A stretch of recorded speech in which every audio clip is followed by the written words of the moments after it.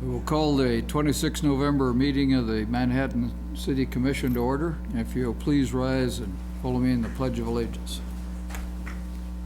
I pledge allegiance to the flag of the United States of America and to the republic for which it stands, one nation, under God, indivisible, with liberty and justice for all.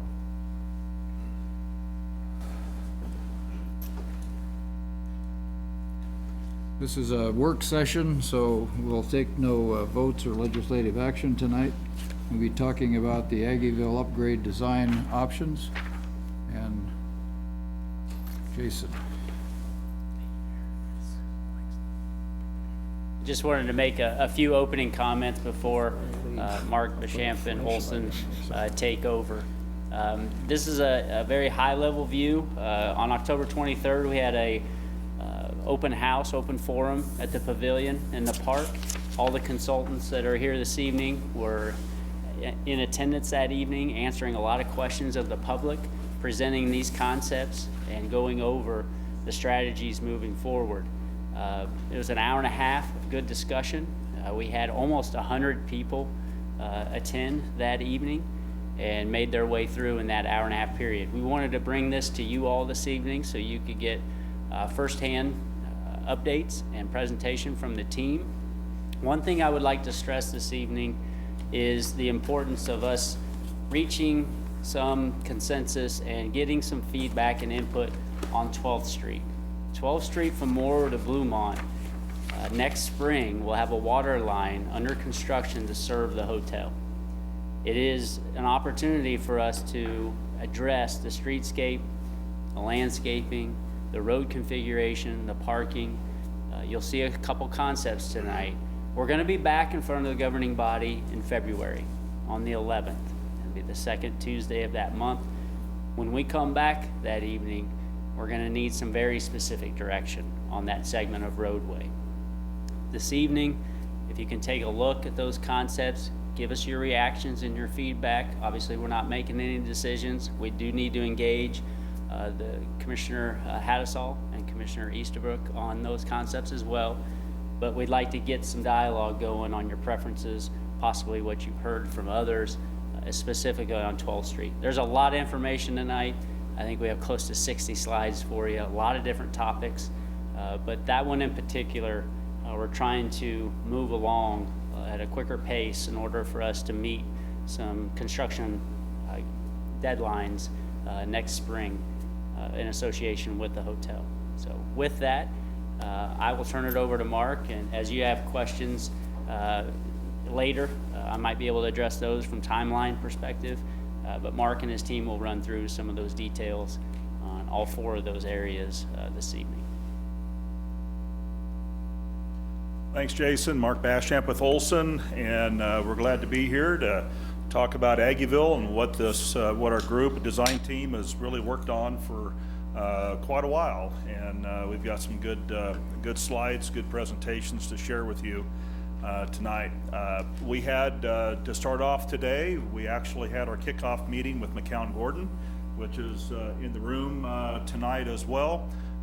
So we met for a couple hours, just talking through the PowerPoint, talking through the begin of the project to start putting costs to the project, and which will be presented to you in February. So we're starting that process early and getting them engaged, and we kind of worked on strategies of what they need from us and what we need from them. So it was really a very, very good, productive meeting. So if I know you're probably going to have questions as you go, but it'd be good if maybe we can get through all the presentation and then maybe kind of handle the questions at the end. And we have as you're aware, we got several groupings of the presentation, and then we'll kind of handle those at the end as far as questions. But we have Kirk Taylor from Walker that will be handling the parking garage itself. And he's done a very good job and given some good concepts with that. Patrick Schaub with BBN is working on the facade of that garage, of what that exterior will look like. Andrew Vidor with Walker is going to be talking about parking management strategy. that is going to be the garage and the surrounding Aggieville area. And then follow up be Ken Boone with our Olson Design Studio.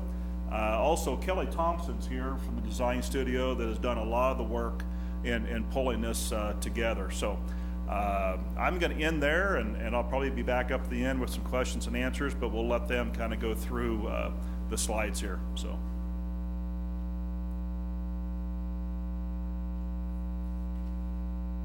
Good evening, everyone. Thank you for your time this evening.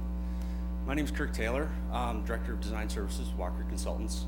And really, I just want to take a few minutes this evening to talk about what we're considering the preferred alternative for the parking structure. I understand there may be some new faces here. So for those of you who might have heard this before, keep me honest, make sure I don't introduce any new information. So right now, this is our preferred alternative. It's what we consider, step back. It's what we consider a two-bay single thread structure. It's similar to the other parking structure, public parking structure downtown. I won't belabor the number of options we explored, but there were several. When looking at this, we really look at what we call a level of service approach. There's several factors that come into play when we do that. As far as the end user experience, things like parking geometrics, ramp slope, floor to floor heights, and other amenities. Level A service, obviously being the best. C, average. Anything D or less we consider essentially failing, and we usually want to go back and revisit some of that program. This structure here we would consider a B plus for many of those factors that I just mentioned. The grade level, so the grade level here sits at the corner of Laramie and Manhattan, with the main entry exit, one single entry exit at the west side of Laramie. With the ramping configuration, as far as a queue analysis, entry exit, ability to access the facility, a single entry exit is more than fine. Single ramp is more than fine, as you can see up here in the top right-hand corner is the isometric. So we're grade +4 supported levels, providing approximately 143,000 total square footage. There's commercial core and shell space programmed along Manhattan. This is a little over 5,000 square feet currently, and there's another little over 4,000 square feet programmed along Laramie. The way this structure is laid out right now, we haven't anchored to a particular structural system. I believe when we come back in February, we're going to provide a matrix, or evaluation matrix, and a recommendation to help with that selection. Fundamentally, both structural systems, designed properly, can perform equally well. There's just several factors to consider as far as delivery, life cycle costs, end user experience, workforce, staging, schedule, that may come into play that would help guide those decisions. One thing we may want to talk about is, just quickly, not to get too technical, it's the location of the stair and elevator cores. Ideally, those are usually located in the corners of structures, essentially because it tends to be underutilized space as far as the parking geometry. For the size of this facility, two stair elevator cores are all that's needed as far as egress and emergency exiting. The main stair elevator core is located here in the northeast corner because of the proximity to the core of Aggieville. It seemed to make sense, and that's a connection to Manhattan Street. As long as the stairs, not to get too technical, as long as the stairs are separated by half the diagonal distance, this still meets code. So currently we have the other stair location located in the southwest corner. That's not to negate the fact that this stair could be relocated or an additional stair added. A third stair is not required, only 2 are needed. So this stair could be located up here in the northwest corner, but it tends to make more sense to have that as activated along Laramie Street. Excuse me, is there an elevator there also, or did you say? No, just one elevator up in this northeast corner at Manhattan. Now, that's not to say that a second couldn't be provided. It's just technically not needed. Just quickly going through the typical floor levels. Ground floor level to get over the commercial space is 15 feet. That's going to provide ample clearance for that commercial space. Typical floor to floors is 12 foot. And then the top level, single thread helix. So what we try not to do is get over more than 5.5 complete revolutions to the top level. At that point, we consider that at a negative effect to the end user experience. And with that, I'll architecture top. What did you say is 15 feet? Is that the sidewalk? Is that inside the building? No, I'm sorry, the clear distance, so from the grade level Yes? to the first supported level is 15 foot clear. Okay, all right, thank you. Maybe before we talk about architecture, maybe this is to ask a couple of questions. Can you compare this to the size of KSU's parking garage? Qualitatively, in what sense, as far as square footage? Yeah, you said It's 147,000, right? 147,000 square feet, so the KU garage is significantly larger. Yeah. This structure, this footprint right now is 120 feet wide, as we've laid it out by 258 feet long. The KU structure, I believe, is at least 4 bays wide. Is it 5? State? Yeah, so it's 240 feet. It's as wide as the structure is long. So it's substantially larger. Yeah. And one of the things we talked about before is clearance to the north between this building, and the existing structure. Is that still gonna be a walkway, or? Oh, yes. So, and that was one of the reasons, to talk, it's a great question, thank you. One of the reasons that this preferred alternative shook out, we looked at trying to do this as a 3-bay wide structure. So right now, we have an aisle of parking. We were looking at a 3-bay, but what that was resulting in is us building lot line to lot line. We understood there's sensitivity to the proximity of Rally House, and then a desire to activate the space between Rally House and the structure. At the end of the day, the 2-bay structure actually is more efficient. So what that means is we're building less square footage to provide a single parking space. So that's a real advantage. Secondary advantage to that is we feel this is not gonna overbear the sidewalk and soften that presence of the structure, because it will be a fairly large amenity when it's completed. So right now, we do have this alley programmed set back a minimum of 10 feet. I think we were able to get a little wider. We're up to 12, with the intent to activate this space and still provide a pedestrian connection between the parking structure and the upper level of the Rally House. And we'd put all the handicap parking on the first floor, I assume, so the elevator is not a requirement for that. Currently, we have it uniformly distributed over multiple levels. We've provided the van accessible spaces on the ground floor because they require additional clearance.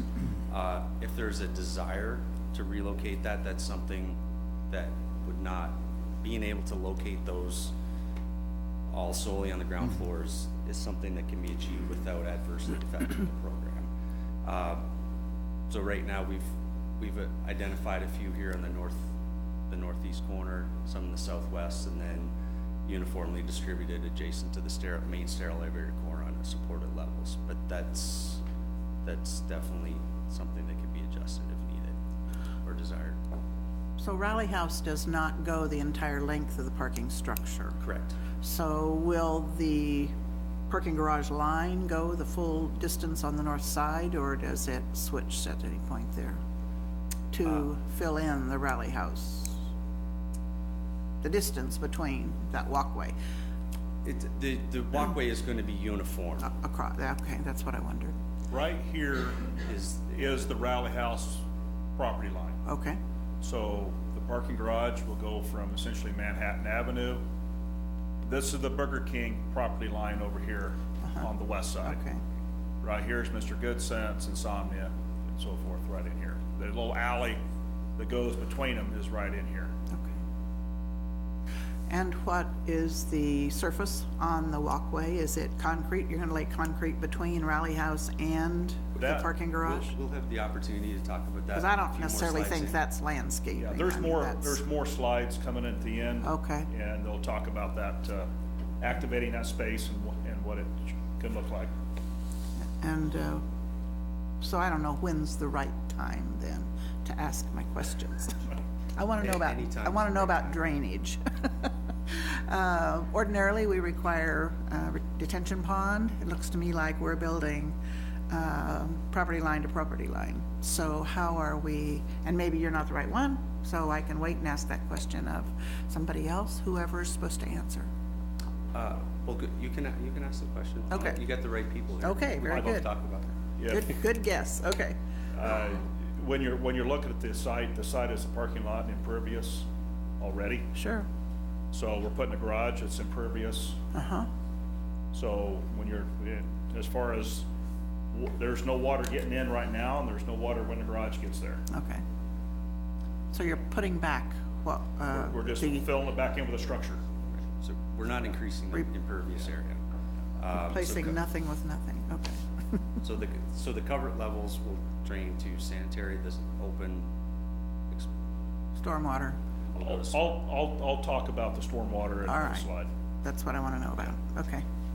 It could be inconsequential, but with the exit and the entrance and the exit being on Lamry Street, was any thought put in about improvements, particularly maybe over on 14th that would be needed on that road to handle that additional traffic?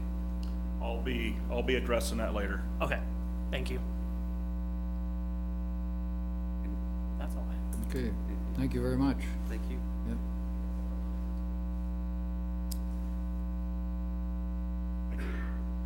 Okay, I'm going to talk, Patrick Schaub with BBN Architects. I'm going to talk a little bit about the development of the facades or the skin of the parking garage and what we're trying to do to make it, it's a very large building that we're placing in Aggieville, and what we're trying to do to mitigate the impact and actually make it a contributing part of the Aggieville streetscape and the district down here. You can see in the slide over here, which is the site plan, we are filling a considerable amount of the site. And Commissioner Morris, you asked about how much of that length of that building. The Rally House ends right here. And this gray area right here is the walkway between the Rally House and the building to the west. So you can see how the pedestrian walkway is about 12 feet wide to this point and then widens out behind the buildings that are built. At least there's space there now. The property line remains straight, but there's space there between the existing buildings. And so this is a view looking from Morrow Street back toward the southwest, where you can see the Rally House building here and the parking garage here. It was noted that we've placed the stair at this corner for a number of reasons. One is to get that entrance exit to the parking garage as close to the heart of Aggieville as we can. It also, having the stairs on that corner and having it glazed gives you some passive surveillance of that stair for security reasons, and also communicates to a person using the parking garage how to communicate vertically when they're outside of it to get back to the level that their car is on. The stairs are easily visible. And we talked a little bit, and I'll go into this a little more, about a connection, potential connection between the garage and the Rally House at the second floor. We've worked out a scheme which can actually provide an overhead walkway that would sort of create an arch over that alley so that you could activate and make that space on the second floor of the Rally House more attractive, because they could get directly to the parking garage from that location. In this particular scheme that we've developed, we're looking at a combination of materials that are found in Aggieville and some that are introducing some new materials. In this particular view, you can see that the darker pieces that go up the equivalent of 2 stories of the parking garage relate to the 2-story prevalent architecture that's along Morrow Street, that 2-story brick architecture. And then above it, when the 3 floors ascend above that level, we're proposing using some sort of perforated screening. One of the important things that we're trying to achieve with this parking garage is to make it naturally ventilated, so that the exhaust from the cars ventilates naturally. We don't have to introduce any mechanical means to get that exhaust out. And so there are limitations by code on what the permeability of the skin of the building needs to be so that we get the adequate amount of ventilation. And so we've designed a skin on those upper floors that can achieve that. Another view then, this is the floor plan of the garage. As we talked about before, the areas in blue would be those that could be utilized for retail space. We think that's an important opportunity we have here to take what is now a surface parking lot and actually activate that portion of the sidewalk with some retail opportunities on the parking garage to, again, sort of reduce the overall bulk and impact of the garage, at the same time enlivening our street, which is something that Aggieville needs, you know, to have those streets enlivened, something that we're after.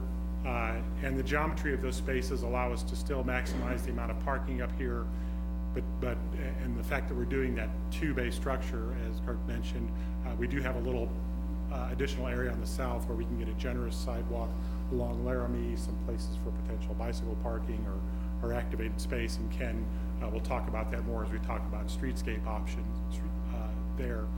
But it really works well with getting, again, a face on the street level, the pedestrian level, so that people aren't looking at cars in the garage and you don't have that issue.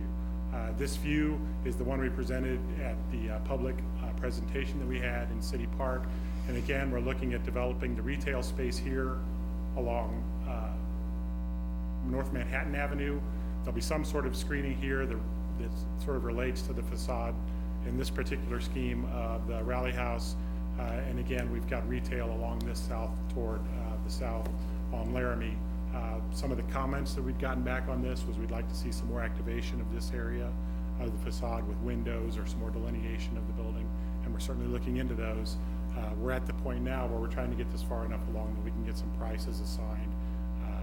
One of the most variable aspects of the parking garage, once you've got the geometry set for where the cars need to be in the structural system, the real variable that we're going to be dealing with cost-wise is what we do with the skin and what we can do to make it fit Aggieville as much as possible. So we're at that point now of developing schemes, and as was mentioned in February, we'll be bringing back some more options on how that will all work out. But I'm happy to answer any questions, I guess, now. Since we're meeting. Sorry.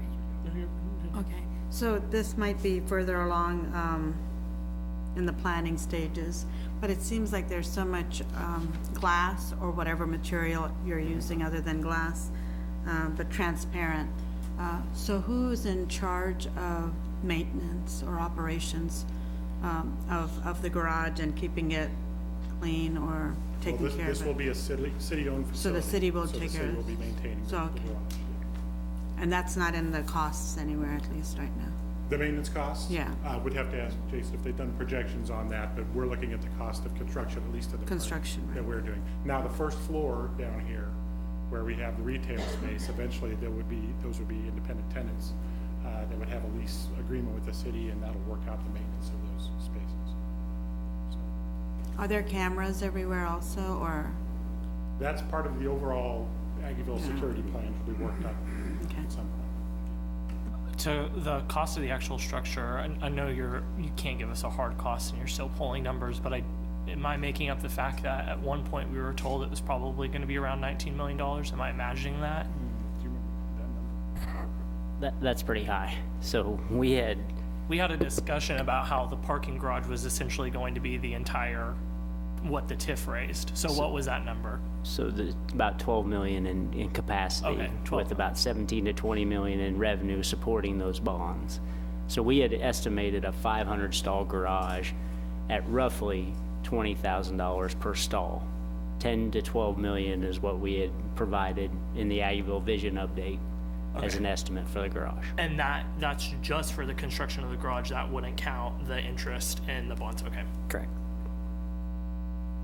Just a couple of things. I mean, you run into this in any structure that both This doubles as a parking garage and a commercial enterprise, but the deliveries to those businesses, whatever they might be, would come through the front door, I assume. And then, in some cases, they have a dumpster inside that's tucked in there behind the parking stall somewhere. Yeah, that's one of the things that we're still gonna be looking at, is how those will all function. Part of what we're getting was, we're in that spot now where we're trying to work the geometry of the parking with those retail spaces, and now that we've got a good handle on that, we'll be refining those services. We also have to find place for mechanical equipment, switch gear, things like that, so that'll all be worked on. How deep is the commercial space on North Manhattan Avenue versus Laramie? The commercial space on North Manhattan Avenue is about 34 feet deep, I believe, as we have it now. The commercial space on Laramie is about 26 feet, 27 feet inside. Thank you. Thanks, Patrick, appreciate it.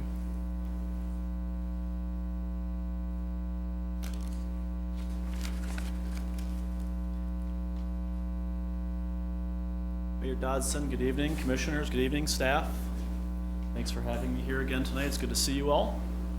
Wanted to talk about actually managing parking in Aggieville and why it's critical to the success of building structured parking, improving the streetscape, and growing Aggieville in whole. So I want to talk about why it should be managed, what's being managed now in Aggieville, as well as some recommendations in a phased approach to moving forward with some other parking management plans. So the importance of managing parking in Aggieville comes in a couple different benefits. The first is the customers that are coming into Aggieville to shop, to dine, to come see different businesses. And we want to make sure that we're able to provide them good access. We want to provide them both short-term parking options and long-term parking options. When we talk about short-term parking options, we talk about managing the on-street parking and creating turnover for the people that are coming to the donut shop in the morning, to just come in and out in 15 minutes, to grabbing a bite to eat at lunch or in the evening, but then also providing options for longer term parking stays for customers and visitors of Aggieville, primarily anticipated in currently today the surface parking lots, but in the future the surface parking lot and the parking garage. But we also need to provide good access and convenience to the employees of Aggieville, because they're critical to the success and the function of Aggieville and bringing the customers into this area of Manhattan. So that means providing them reliable, equitable, and consistent parking, so they understand when they come to work every day, whether it's for a couple hours or it's for an 8 or 10 hour shift, they know what to expect and they have access for them as well. And that's the way we do that, is by establishing consistent and regular enforcement practices in order to amend user behaviors. And those user behaviors are the parkers, and that includes not only the employees but the customers. So we want to begin to teach new habits, and new policies and strategies can help inform those habits for predictability and consistency and reliability.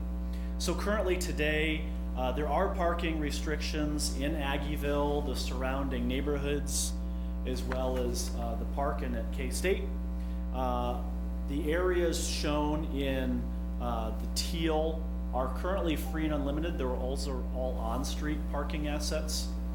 The parking lots in Aggieville are shown in purple. Those are currently 3-hour limited. The park has unrestricted parking, and as you know, the university has paid parking strategy. The north side of Aggieville and also the east side of campus has some parking restrictions to limit some of the parking overnight. So parking is today currently enforced, albeit on a limited basis. The resources that are assigned to parking enforcement are through the police department, which have in most cases higher and better uses of their time for policing and keeping the community safe than enforcing parking restrictions. There's also a parking enforcement officer who has a large area to cover, not only in Aggieville, the surrounding portions in the neighborhoods, but in downtown Manhattan. The result of the resources being limited today makes it difficult for parking to be enforced actively and regularly. And so if enforcement doesn't occur actively and regularly, the behaviors and the rules are not followed. So what we see is that the parking on street in the teal areas turns into long-term parking, which is not the intent of those resources. And if you know that you're likely to not get a ticket in the areas that are enforced, you're likely to abuse the time limits and thus not create turnover.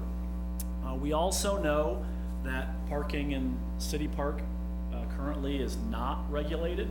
Anecdotally, we're aware that there are probably people parking in City Park that are going to K-State, both faculty, staff, and students, so it's a mix of all those different users. It's likely happening in Aggieville as a result of Aggieville being free currently, and in most cases, plenty of unlimited time parking. So you can easily park there and then walk north to campus, which makes it difficult for the customers and the employees to access the parking resources in Aggieville. And then most of the neighborhoods, with the exception of a few areas, currently have very little in the way of restrictions. It's important to set the stage moving forward. During the hotel construction, parking garage construction, and streetscape construction, there will very much be a loss in parking supply in Aggieville. It totals about 40 physical spaces, but because the parking is distributed amongst various parking lots, various on-street resources, there could be a effective capacity loss of about 100 spaces. So that 100 spaces means that it might be difficult to find the last few spaces because you've got to circle a couple different blocks, you have a couple different parking lots.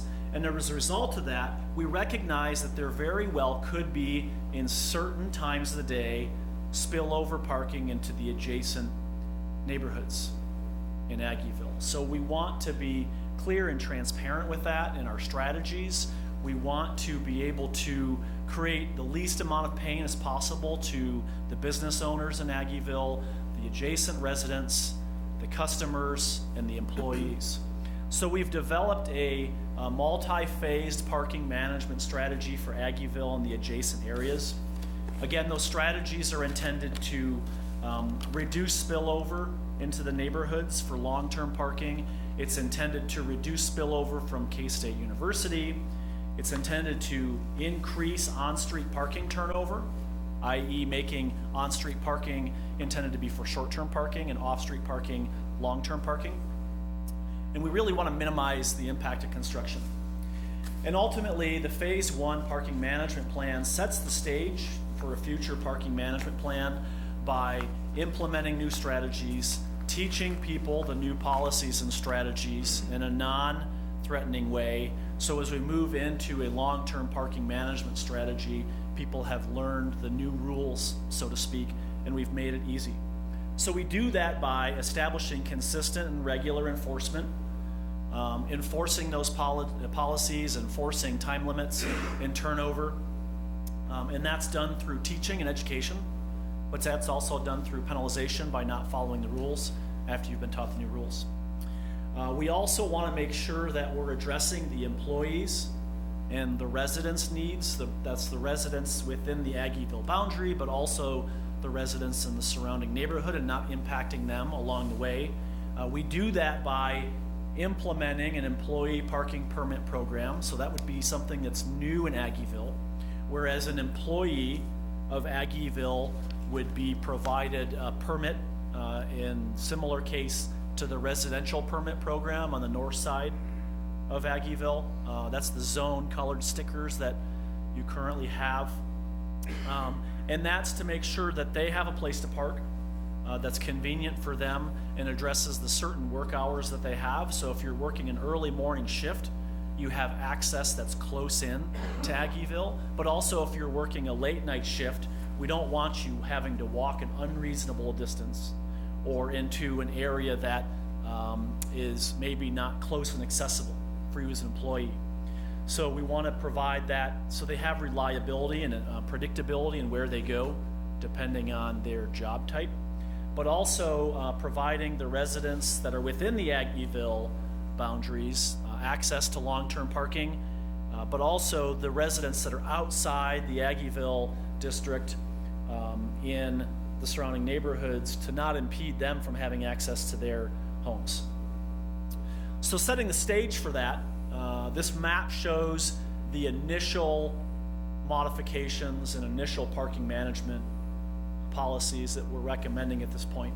The areas with the orange construction cones show the hotel site, the parking garage construction site, the construction on Morrow and 12th Street for the streetscape improvements. This shows the area of yellow with the black check marks as employee parking permit zones. So you would be exempt as an employee or exempt as a resident from parking time limits in those areas through some sort of decal or other virtual permit. It also extends during the construction phase two things. The areas in yellow are shown as an extended time limit. So we're showing those as 3-hour time limits. So we're increasing the time limits now that are currently 2 hours to 3 hours, but also implementing time limits in new areas, particularly surrounding the Aggieville boundaries into the neighborhoods to make sure that we're not negatively impacting the residents for long-term parking. We're recommending implementing time-limited parking initially on the north side of the park in order to reduce spillover from K-State and move the K-State parkers back onto campus, but also setting a time limit that doesn't negatively impact you from visiting the park to throw a baseball, to play frisbee. You'll also notice that those time limits are not on the south end of the park where the pool is. So people that are there for a longer period of time are not going to be negatively impacted as well. Again, lastly, I think it's important to recognize that the employee and residential permit program is there to not negatively impact the residents and employees of Aggieville by providing them consistency and reliability. Long term, we still want to make sure that we're providing parking options for all users. So again, that's business owners, that's employees, that's residents, that is customers of Aggieville. We do that by continuing the consistent and regular enforcement. So we're carrying over these strategies from phase one. We've begun to regularly enforce the policies and the time limits and the procedures. We continue with the employee and the residential parking permit program. In this case, in the long-term strategy, as you'll see in the map in the following slide, those move to some areas that were previously on street during construction into the parking garage and into the parking lot. So they have a place that's reliable and consistent for them. There's an opportunity to make that fee-based. We'll talk about fees in a second and talk about paid parking, but that could be a fee-based system in order to provide access. There's also an opportunity to implement paid parking Aggieville-wide. That includes on-street, but it also includes the parking lot and the parking garage. The idea of paid parking in Aggieville primarily is to help support the ongoing operational costs of a parking management program and parking management strategy, to provide good access to customers, to provide access to employees and residents and business owners. And this is primarily intended to be a user-based fee rather than relying on the general fund. So the users that come into Aggieville would be paying for the operation and access to that, rather than having to rely on the general fund for users that don't come into Aggieville to carry that burden. That carries some similar continuity with the strategy at the airport, whereas it's a user fee system rather than a general fund paid system to support the ongoing costs. The map here shows some changes, and I'll walk you through them. It changes on the north end of the park. Remember we talked about going from currently no restrictions to 3-hour restrictions, and then move it back down to 2 hours in the final programming phase. Still allows you convenient access if you're a park user, but also prohibits the park from being a long-term parking strategy, not only for K-State faculty, staff, and residents, but also for employees. So we're providing good access to the park for park users primarily. We're moving the 3-hour on-street parking back to 2 hours and implementing paid parking. Again, we're encouraging parking turnover for short-term stays and providing long-term access to parking off-street in an unlimited capacity.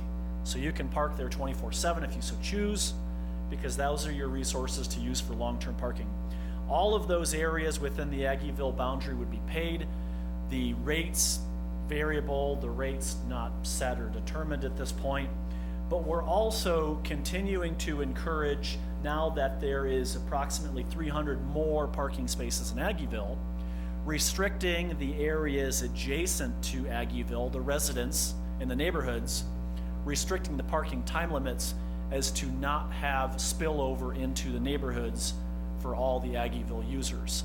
At the same time, exempting those residents in the neighborhoods access to park on their streets without any restrictions. So we talk about how we do this. A lot of cities have parking enforcement officers, meter maids, terms that are kind of not viewed well by the residents and by the citizens. They come off as mean and enforcing. We prefer to use the strategy of parking ambassadors. While they will enforce the parking within Aggieville and the adjacent areas, it frees up the resources of the police department to work on the important things of policing and keeping the community safe rather than enforcing parking. So this would be a staff level, city staff program. They're there to educate and assist customers. You know, primarily we want Aggieville to be an inviting and friendly place, which is why the restrictions and policies are not penalization based immediately. So we can teach the customers, we can teach the employees the new strategies and the new policies through education and warnings before citations and fines. They also are trained in conflict resolution, so they are able to de-escalate confrontation for parkers that are mad that they have new policies and procedures. They also know about Aggieville, so they're trained on events. They know where the businesses are. They're there to help people find where they're going. They wear friendly uniforms, not badges that say, you know, I'm here to write you a ticket, but I'm here to help you. But also at the end of the day, their job is to make sure that they're enforcing the parking and enforcing the time limits. And at a certain point, if you continue to be a habitual and repeat offender, you'll receive a citation. So there's ongoing operation costs to do that, which is where a paid parking strategy can support that. We're estimating about a $300,000 ongoing annual cost to enforce and manage parking, which is why paid parking is one of the strategies that can be used as a user-based fee to help support those costs. So paying for parking can be done a few ways. We all know that parking at the airport will become paid later next fall. Paying for parking on street can be done a couple of different ways, really convenient. The two images on the left are a couple of parking meters. They're multi-space meters. So rather than having an individual meter on each parking space, you would have a group of these located, one generally on each block face. They accept credit cards, they accept coins, they accept variable time durations. So if you only want to stay for a half an hour, you can only pay for a half an hour. If you want to stay for the max 2 hours, you can just pay for the 2 hours. There's also other convenient ways for frequent parkers to Aggieville to pay through applications on their phone. The example we're showing here is pay by phone. There's others. K-State is going to be rolling out a parking app called Park Mobile here in 2020. There's an opportunity to use that same vendor if you so choose for consistency across Manhattan. So every parker has the same parking experience, whether they go to Aggieville, K-State, or the airport, and using that smartphone application. That can be used to pay for parking both on and off street. Moving into the garage and the parking lots, these images are representative of the equipment that is contracted for use at the airport with the parking lot improvements.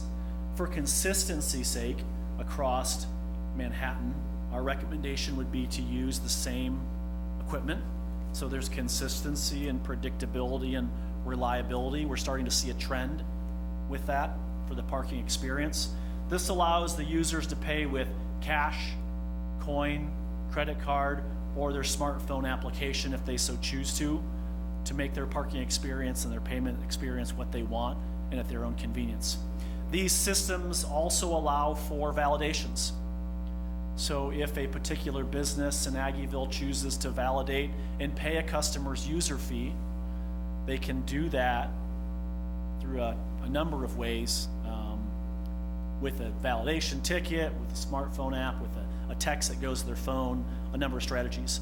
But there's opportunities to promote that with Aggieville-wide, through the Aggieville Business Association or on an individual basis. So if a particular business chooses to pay those user fees for the parker, they can do that as well. So that's our preliminary parking management strategy, moving from a largely unmanaged and unenforced system and transitioning that approach through teaching and behavior changes to an ultimate parking management strategy that provides access to all users in Aggieville with reliability and consistency. So I have a few questions for you.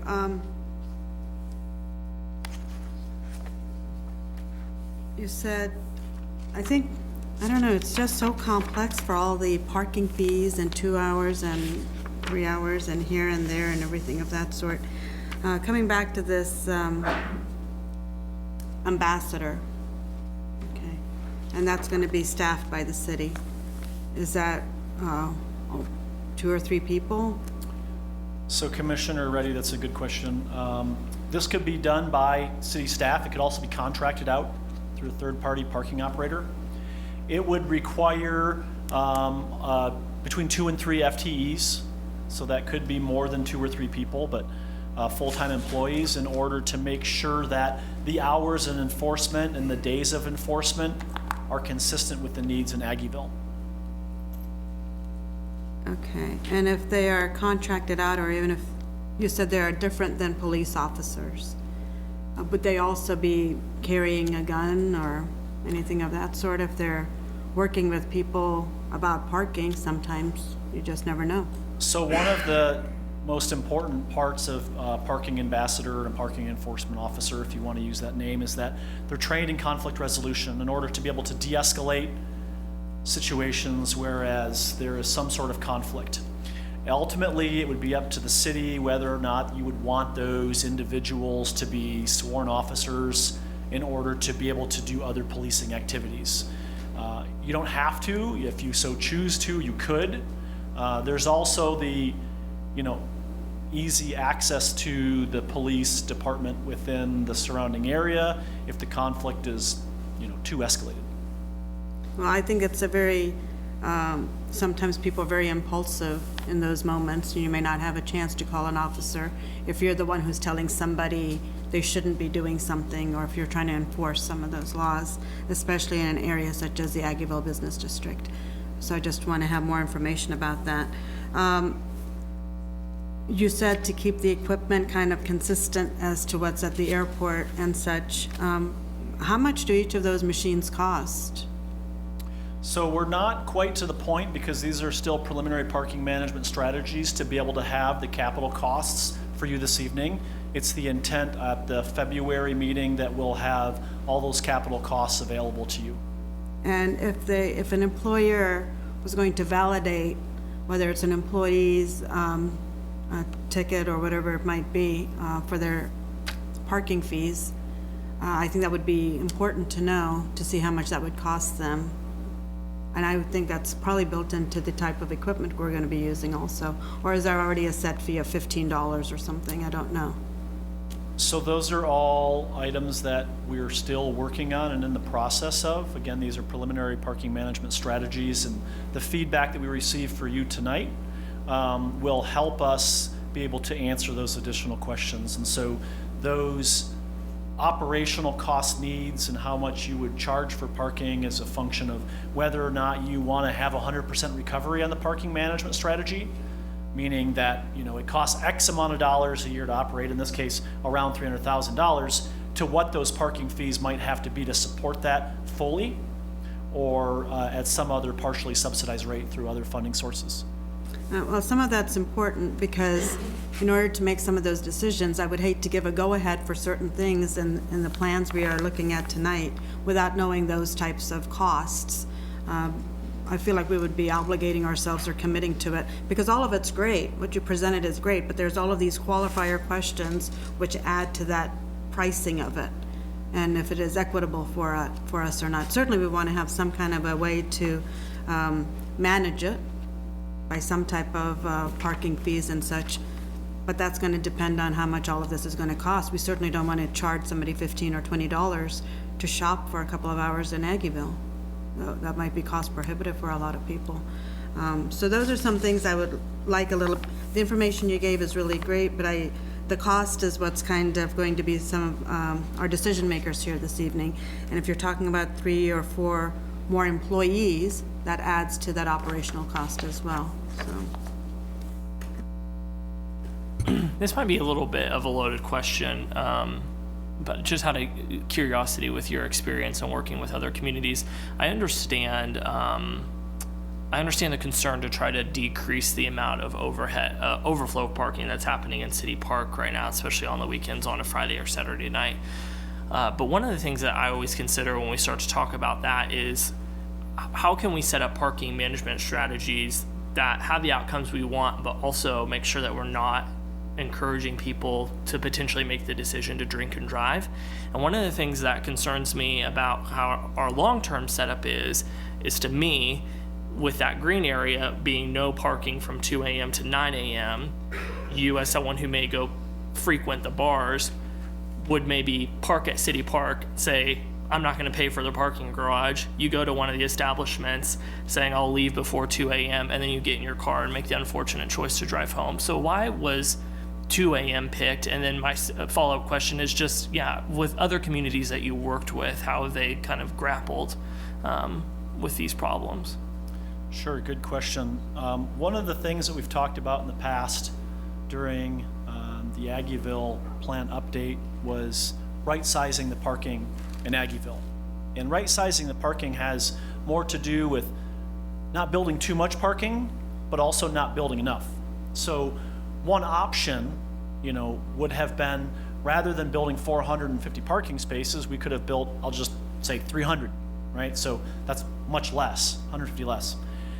The result of that is spillover parking into the areas outside of Aggieville, the neighborhoods, the park, the spillover that's coming from K-State. So we settled on, that 450 to 500 number a while back in order to provide the right amount of parking so that Aggieville can, in all the uses within Aggieville, whether that's a restaurant, a bar, a donut shop, or retail shop, can be supported within those limits and not negatively impact the area that's outside of that. Most communities choose to right-size their parking rather than overbuilding or underbuilding. Overbuilding has obviously more capital costs. It has more long-term O&M costs. The TIF rates have to be able to support overbuilding parking that sits empty all the time. But again, underbuilding parking has, underserving the needs of consistency and reliability for all those user groups. So that's kind of why we've established, Commissioner, the size of the parking structure, but also the parking management strategies that follow in order to make sure that the right size parking is used the right way and that we're not negatively impacting the neighborhoods in the adjacent areas when there's adequate parking within Aggieville to support that. So then I guess my response to that is that I would preferably like to see that green no parking sooner than 2 a.m. Because it almost doesn't matter what the size of the parking you have in Aggieville is on a Friday or Saturday night. If I want to avoid costs, I'm just going to go and park in the park if I know the cutoff's at 2 a.m. So I think it'd make more sense to have that cutoff be at maybe midnight, so that me knowing I'm going to be maybe at the bars later than midnight, I just go ahead and pay for parking at the parking garage or take an Uber or a Lyft. So I want us to think about that the whole time that we're thinking about this. I know the bar part of Aggieville is not the entirety of Aggieville, but it's a really important aspect when it comes to public health and making sure that people get home safely. And so I want to make sure that we're considering all those aspects when we make a plan like this.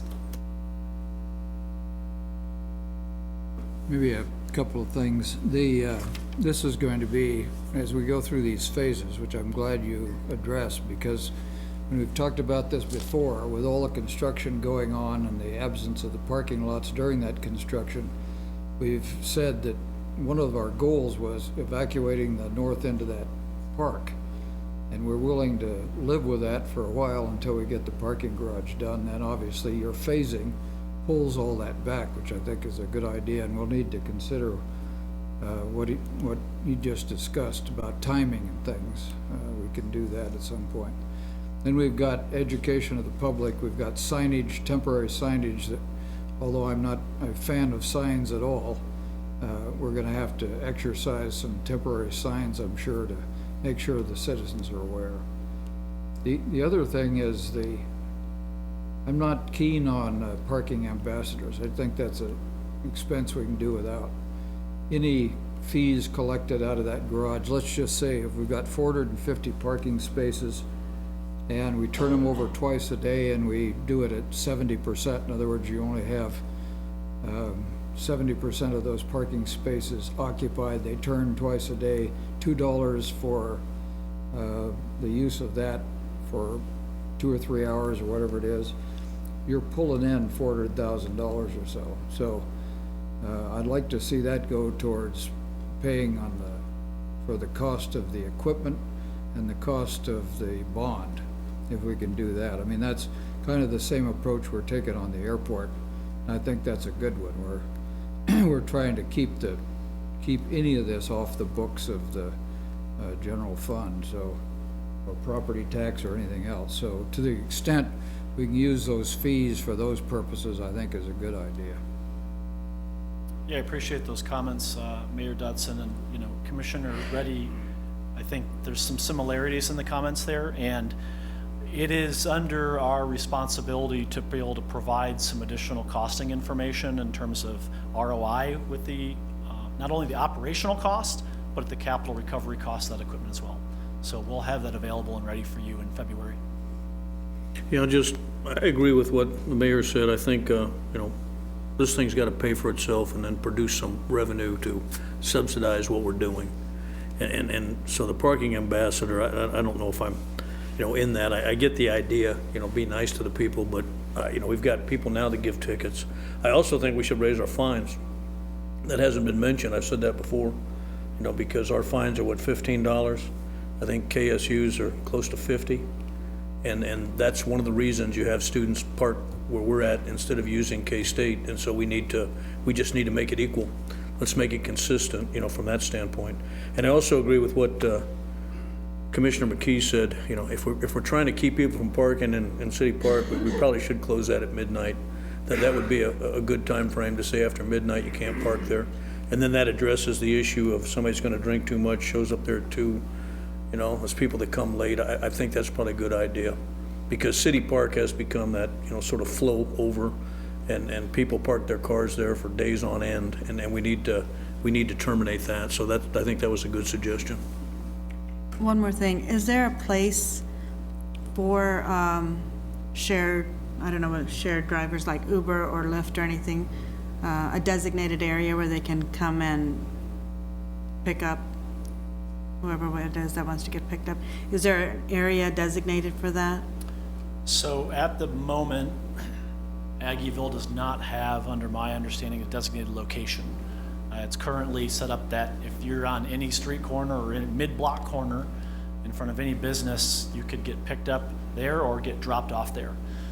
Regulating that is typically done through the city and working with those transportation network companies to set up those regulations and policies.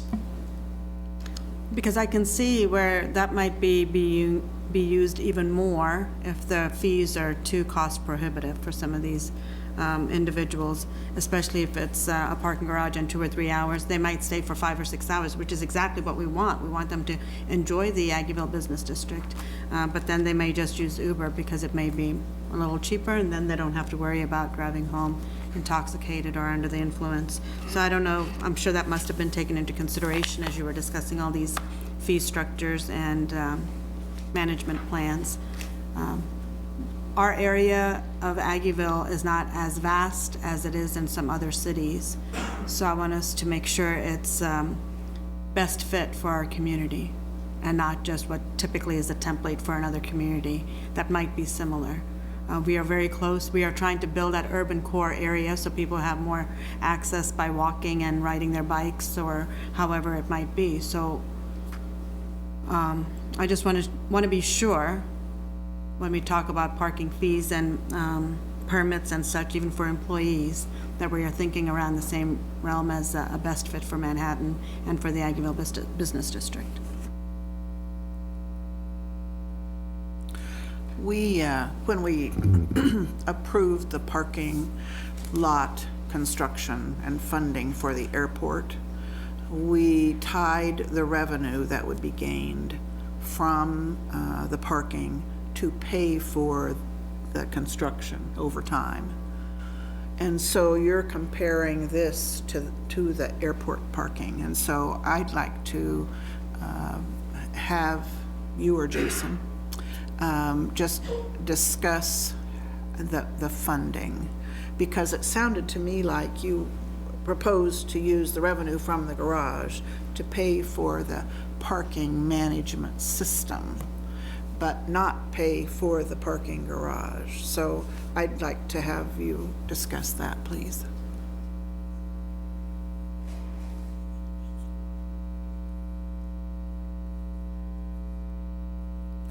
Andrew can jump in here. So I think what he's been trying to describe, there's costs associated with us going to paid parking in Aggieville. This is not only in the garage, this is everywhere. So your fines are really for violators because they are either paying to be there or they're in violation of our new rules. The garage itself has its own management system. The gates that go up and down, tickets you get to go in and out, whether they're electronic or paper or however we're gonna deal with that. There's a cost associated with just running the garage. Then there's a cost associated with running parking management throughout Aggieville. They are different. And we're talking about ambassadors or parking attendants literally on our streets, much like they are today, monitoring the situation. It's different in the garage. You get in, you get a ticket, you've all been in them, you get out, you pay. You don't necessarily have to man that. So that system has its own set of revenue that is tied specifically to the garage.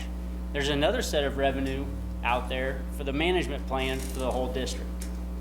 So until we actually get some more specifics from Andrew and Walker, it's hard to combine those two and have a real fruitful conversation. In all fairness, though, even the automated system, though, you're going to have to hire somebody. Like, I just left the Wichita airport at 11:30 at night last week and got stuck, and the gate wouldn't open. So I had to buzz an attendant to come. Sure. And so there was somebody, it was only one person, and they were probably covering the entire airport that late at night. But, I mean, there's still going to be some level of personnel cost probably even to maintain that system. And I didn't say there wouldn't be. It'll just be, it could be separate for the garage than the rest of the management going through Aggieville. We have a lot of decisions to make as to when we're going to charge people to be in Aggieville. If it's a 24/7 type operation, we obviously might be looking at more FTEs to do that. Right now, you're 8 to 5 Monday through Friday. We have 2 parking attendants that serve both Aggieville and downtown. This is a major shift. There's also opportunity with it. Think about the times Aggieville is busy.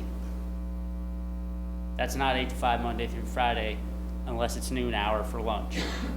It's a lot of evenings and weekends where Aggieville gets a lot of its visitors. And taking advantage of that or allowing for certain rates to differ by day, by time of day, and by the frequency, and just in terms of whether you're an employee, whether you're a resident, whether you're there for the weekend. I mean, when we went up to Lincoln and when we've traveled to Lawrence, we've seen some really good examples. And I know Manhattan's unique and we need to figure out our plan for Manhattan, but there's some strategies in both those communities that I think we should pay attention to. It's something that I think Andrew will be bringing back when we finally get into the financial data in February. But until then, it's kind of hard to answer your question, Commissioner. There's a debt service on the garage that I absolutely need to get into. But there's a revenue stream there too, and it's just hard to guess right now what that'll be. When we were up in Lincoln, they had mini parking garages downtown on whatever street that was, I can't remember, but, and then they had on-street parking with meters that were electronically controlled, so you could use your card or whatever you wanted to do there and set the time, and that seemed to be, although there were a couple of meters, as I recall, walking down the street that needed repair, but by and large, you know, it seemed to be working pretty well.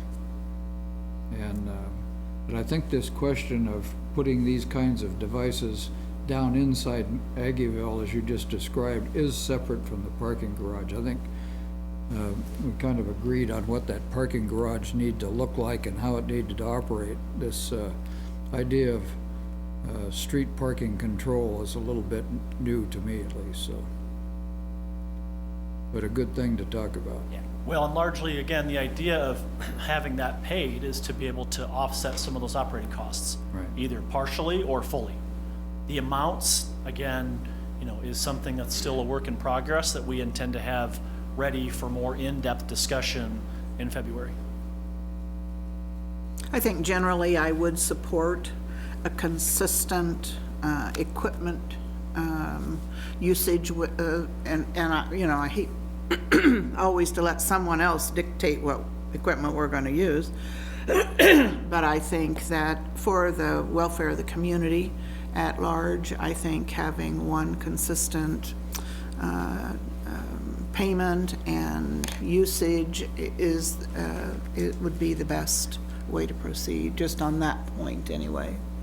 Makes sense, and expectation-wise by the public. I know that we have to solve the parking issues in Aggieville, and it's going to be, and the construction's going to take how long, Jason? 18 months, 2 years, what is it? For the garage itself? Yep, Yeah, Till it- once we get started, it'll take a good 12 months. 12 months, okay. So we have to come up with a plan, and I don't like everything about this either. I don't like throwing parking out into neighborhoods, and that was one of my concerns initially, and gave you a lot of trouble about it, as I recall. And I don't want to use the park. I want us as a commission to commit to returning City Park to its natural state when this whole thing is over, and we can consider that the parking issues in Aggieville will be solved by then, and we can return our park to that natural use. And but I am concerned, I have been concerned about overnight parking in City Park. I'm more concerned about it when a commercial entity starts parking there, and we have no rules that says they can't. And I want a commercial entity to have to accommodate their needs and not solve it by using public property. I mean, all we need are 40 buses in City Park. Right now, we only have one private bus. Can I make a comment on, the parking in City Park? That's part of the master plan. We're not planning on closing that parking lot. I mean, that's always going to be there. It's not going to be turned back to grass. I mean, we have a master plan for the park, and it included that parking, and that's going to stay there. So I don't think, that makes any sense on this. Of course, we should plan on the parking, and that's why the idea of cutting it off at midnight is a good idea. But that parking lot's not ever going away, in my mind, not based on the master planning that we've done. Is that correct?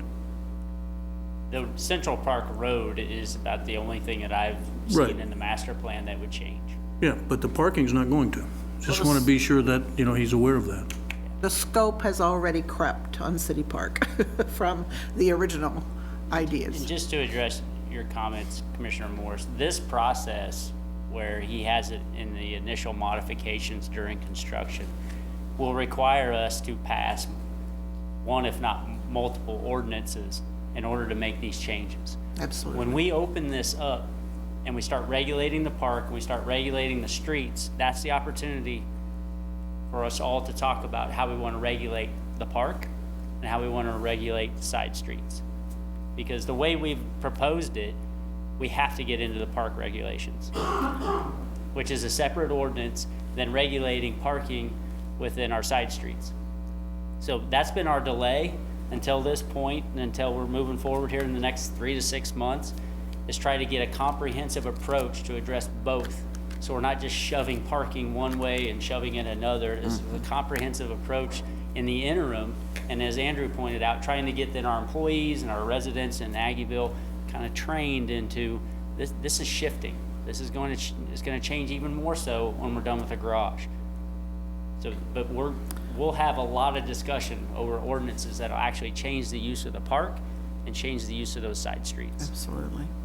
One initial thing, additional thing that I'll add, when I was reading this, and this is true for me with Aggieville as a whole, maybe we don't like to think about it this way, but to me, I really struggle on how we should approach paid parking and parking in general in Aggieville, because it has two kind of distinct uses.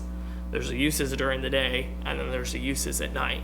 And especially when it comes to the long-term modifications that we had on parking, paying for parking on Morrow or Laramie during the day doesn't make a whole lot of sense to me, because it's never filled during the day. And so to me, especially as a resident, that comes off, you're just trying to generate revenue, where ultimately the goal is to turn over spaces.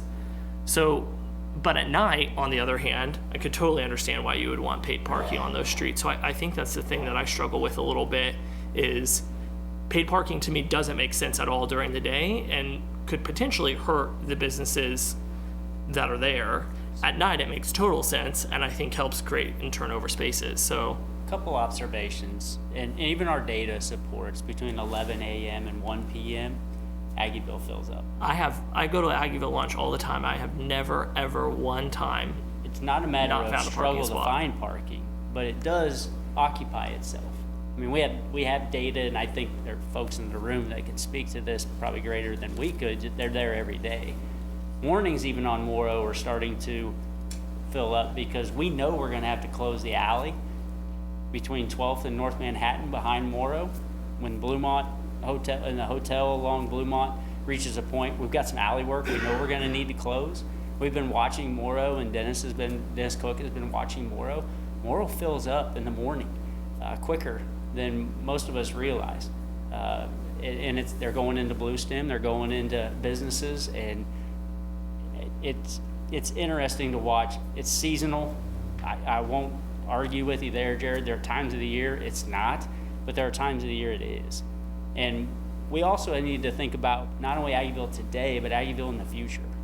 And as we put these things in place, much like building the garage is a catalyst for what is to come, we need to put regulations in place for what we anticipate coming in the future. It's very hard to predict is when Aggieville is necessarily going to be full and when it's not. But I hear a lot of feedback about lunch crowds. And the fact that we've taken Laramie and made it 2 hour. I just drove by this afternoon, looked down Laramie Street. They're in the car on Laramie because we converted it to 2 hour last October.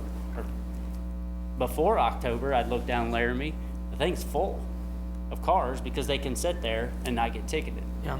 So, And I think that's fair. And to me, I wouldn't argue about the limit on time. It's simply the paid part, because sure.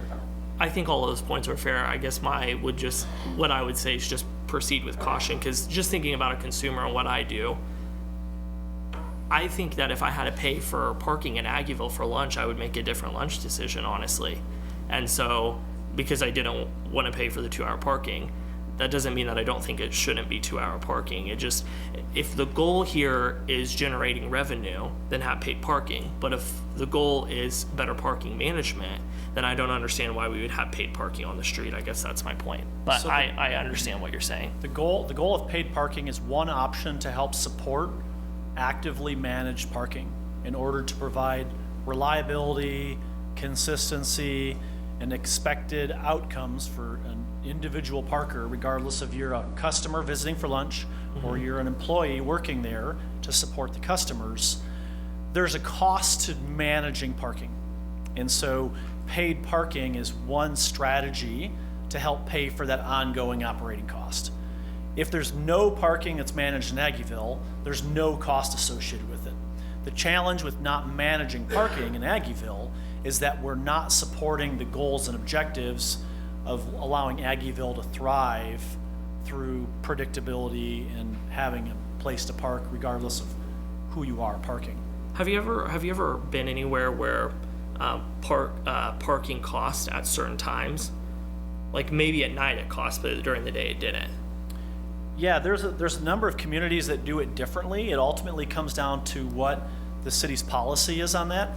At the end of the day, a parking resource on street or off street, pick a space, has an opportunity cost to it.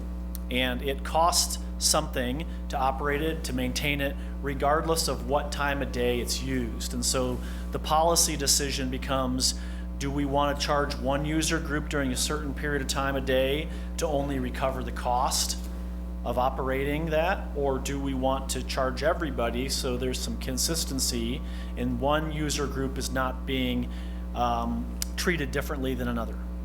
Okay, that's fair. Yeah, I totally understand those points, and I think those are good ways to look at it. I just, for some reason, cannot get it out of my head that paid parking during the day is like, it's almost punitive and like this self-fulfilling prophecy that we need it to manage the parking. And for some reason, I have trouble getting over that a little bit, especially for the day crowd, but I understand the points that you're making, so. I appreciate all the comments and the questions, and I will just make a comment about parking in general in Manhattan.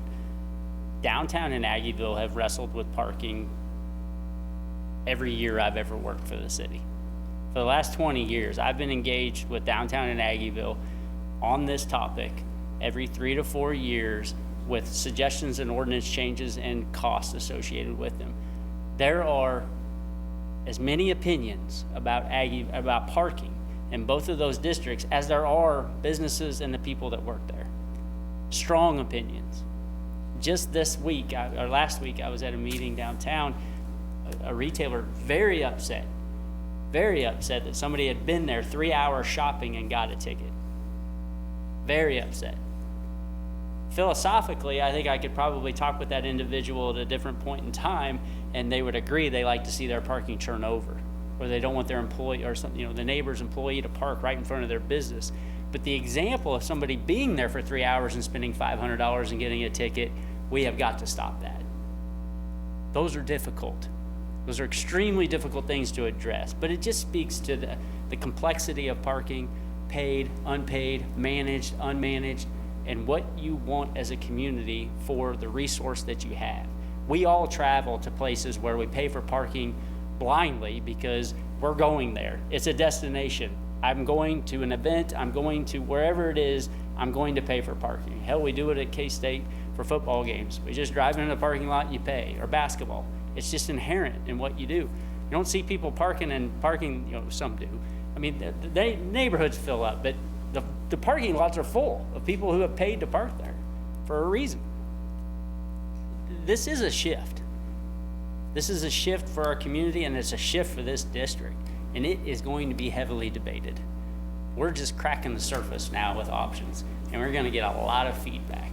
And we've got 36 more slides to cover, so I'd really like to move on if that's all right with you. Yeah, well, I'm going to add one more thing to it. I do agree with Commissioner McKee in the sense that, we need to compare Aggieville to Manhattan and this community. So when I do go for lunch or whatever I do, I usually end up at Blue Stem. But I don't think about the cost of parking. And sometimes I'm there 1 hour, sometimes I'm there 3 hours. But if there is a cost to my parking, other than the 2 hours free, if there was 2 hours free, that would be different. But if you constantly have to think about the parking portion, there are many other places in Manhattan I can go to and eat. And I might change my own behavior because of it. I see students there all the time that are having meetings, and that's what a vibrant college town should look like without having to worry about running out and worrying about parking all of the time. So I do have that same concern about day parking and evening parking. And I think when we have sporting events, any events coming, it seems appropriate to have some kind of a parking fee structure. But the reason to have parking was for the businesses to be successful. What I don't want to happen because of parking is not to have enough business competition and not a lot of people walking through those businesses. And there's our balance, Yusha, with investing $30 million in a district. And do we expect anything in return to manage that district from a parking perspective? If we don't, we'll put $30 million in infrastructure down there and not manage it. I don't think the businesses would actually appreciate that, given 30,000 people live within a mile and a quarter of that thing, and they could fill it up at any instant for any particular reason, and the management of that parking go by the wayside. So we have to find a balance. We have to find a way to pay for it, and there's also a lot of sales tax initiatives that we still have to talk about in the future. Sure. This can't be all dependent on one facet of how to collect revenue, and I don't want it to be so cost prohibitive, $5, $10, $15, but nobody wants to go to Aggieville anymore. Yeah, and I think when we look at other areas and how successful they've been, and the fact that they do charge, there are reasons people go to those areas, and we have to create and maintain that attractiveness of Aggieville in order to get those individuals to come there. A lot of what we're doing isn't necessarily, and I don't want to offend anybody, but this isn't for the person going to lunch on Tuesday. A lot of what we're doing is to keep tens of thousands of people coming to this community, into this district, to spend their dollars that they enjoy Manhattan in doing. Whether it's relative to a sporting event or something at K-State or some other community event, Aggieville is an attraction, and we need to keep enhancing that attraction, or that attraction will fade. Well, I'm still going to talk about parking charges as we move forward. I'm not done with that topic yet. Yeah, I want to say that, you know, I'm all for the idea of the parking plan, big picture, looking at it, because we need one to manage what's happening, and we can work out, you know, the details, you know, later. But I think it's got to be, you know, it's got to pay for itself and maybe bring in some revenue. And then I think, again, that, you know, if there's concerns about businesses being hurt by the parking plan, of course, they shall have input to it. And we should be listening to that more than probably anybody else's input when it comes to that, because they're the ones that are going to be selling the product and collecting the sales tax and all that. So I think this is a good, you know, first step. The details are going to be tricky. I agree. I think the fundamental decision for February will be whether or not to install devices. You know, the plan is one thing, so hourly parking and how many slots you have and how you configure east-west flow of traffic, one lane, one way, etc.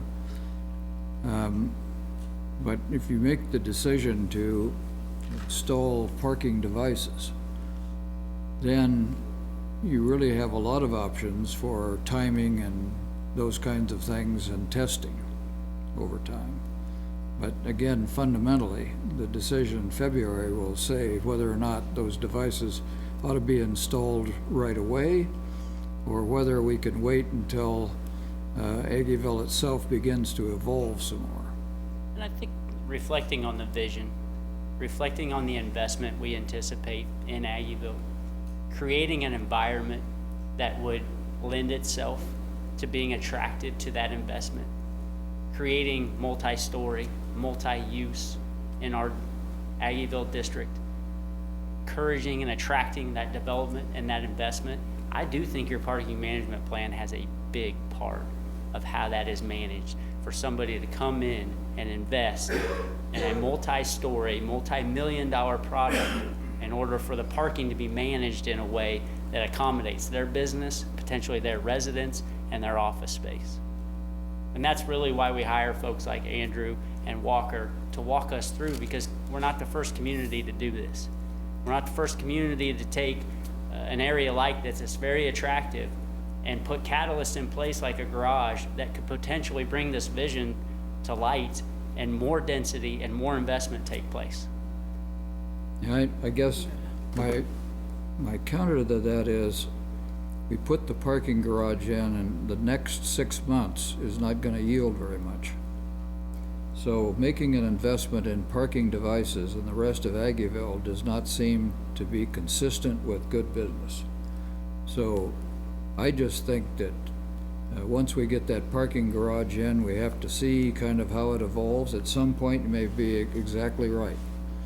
But the number of parking spaces that we put in that parking garage were designed to offload the street parking, offload the top of the park, provide equity for people that work in Aggieville so that they didn't have to pay full price and evacuate those spaces used by employees to enable customers more access to the store. So I think you have to let that play out. Making an investment of that kind early on just doesn't, I mean, I'm not getting it, so that's my opinion. I'm going to say I've been to several areas in Kansas and outside of Kansas, as I'm sure you have too, where they do have paid garage and, paid everything. And then there are ones that just use it as a free garage and you can park there while you shop. And I don't know which one works better because I've never looked at their numbers. But I do know both of those types of districts have been busy, but I don't know what the prospects are on either one of those. But there are areas where they're free and they're robust, and there are areas where they have parking garages and they have to pay and they're still robust. But it depends on their population, who's spending what, and where they are located. And so that's always been in Manhattan, whether we're talking about airport parking fees or here, that's always been my thing, that we are talking about people who want to enjoy Manhattan, not make it too high in double So you digits. can see, Andrew, that when you come back in February, it's gonna be a great event. Well, I'll leave you with this. To Jason's point, this is something that everyone that has a vehicle and has ever parked has an opinion on. And they're vast and they're widespread. Today was intended to start the discussion. I appreciate the opportunity to start this discussion with you. You provided some great feedback, some things that we need to do some more work on to be prepared to answer the questions that you have tonight about the costs especially, and we'll have those available for you in February. So thank Thanks you. a lot. I would like to add, if you have or could formulate some recommendations with regard to communications. It seems to me sometimes we fall down in not communicating well. We pass something, we expect it to work, and suddenly something blows up because we haven't been communicating well with the public or certain groups. So perhaps you have some boilerplate kind of recommendations you would have for that, so that with Mike's request about signs, but not too many signs, and but timing is important too, and sequence, phasing. So I think that is a critical piece, but it's way on down the road, but it is a part of this plan. So It is, and it's an important Yeah, part yes, of the it plan, is. Commissioner, so we're happy to help you Yeah, get through thank that you. at Great. the appropriate time. I think it's important. Hey, thanks, Andrew. Very welcome. Have Ken next? We'll have pizza coming. No. Okay. I'm just going to talk about and cover really the infrastructure piece because of the question that got brought up about how we're handling traffic out of the garage and so forth. And this is a good slide to start off before I turn it over to Ken.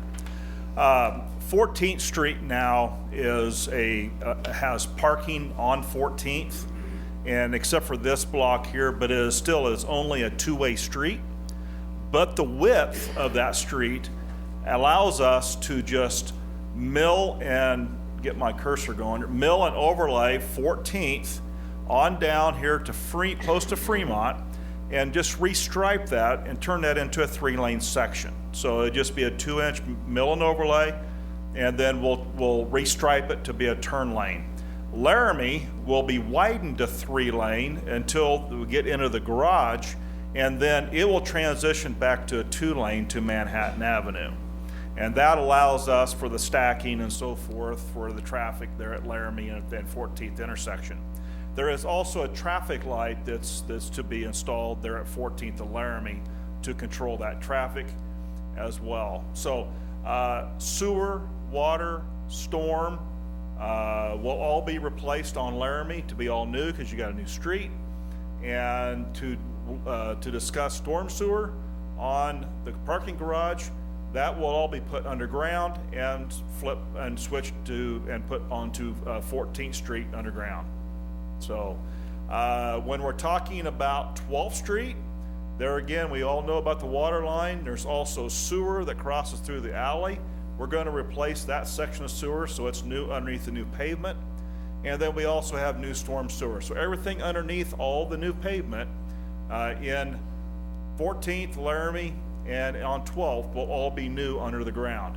We'll also address conduits for Wi-Fi.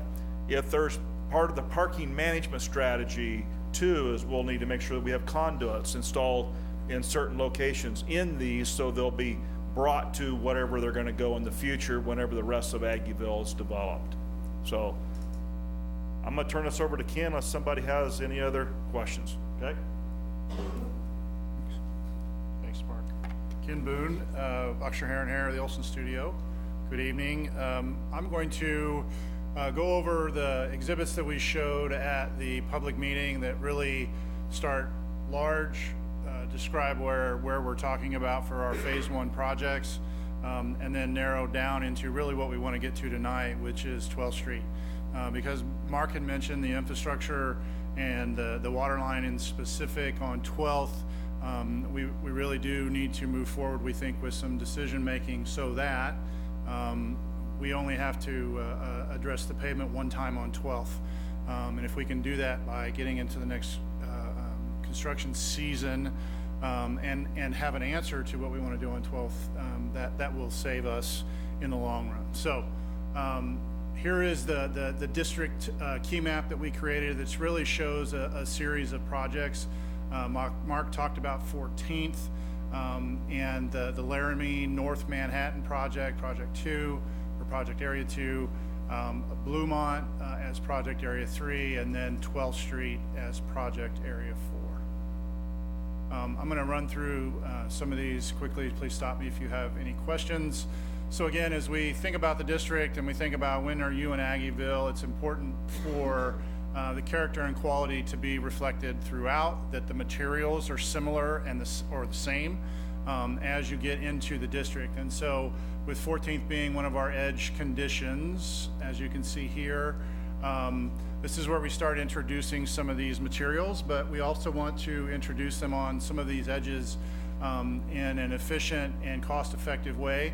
And so you start to get bits and pieces of those materials that will be more fully formed and at a higher level of amenity when you start to get to Morrow, you start to get to 12th, you start to get to North Manhattan, and those areas that are where people are going to be, so that we're spending dollars in the right places because we only have so much, obviously, per budget. So here you can see pavers and concrete used in unison, and then doing paver corner edges there. This is Laramie here, 14th here with the existing Burger King.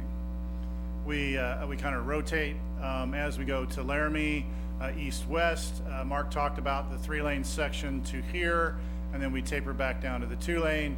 So again, we're introducing simple streetscape here that is high quality, but is maintainable and is cost-effective long-term until we start getting deeper into the district.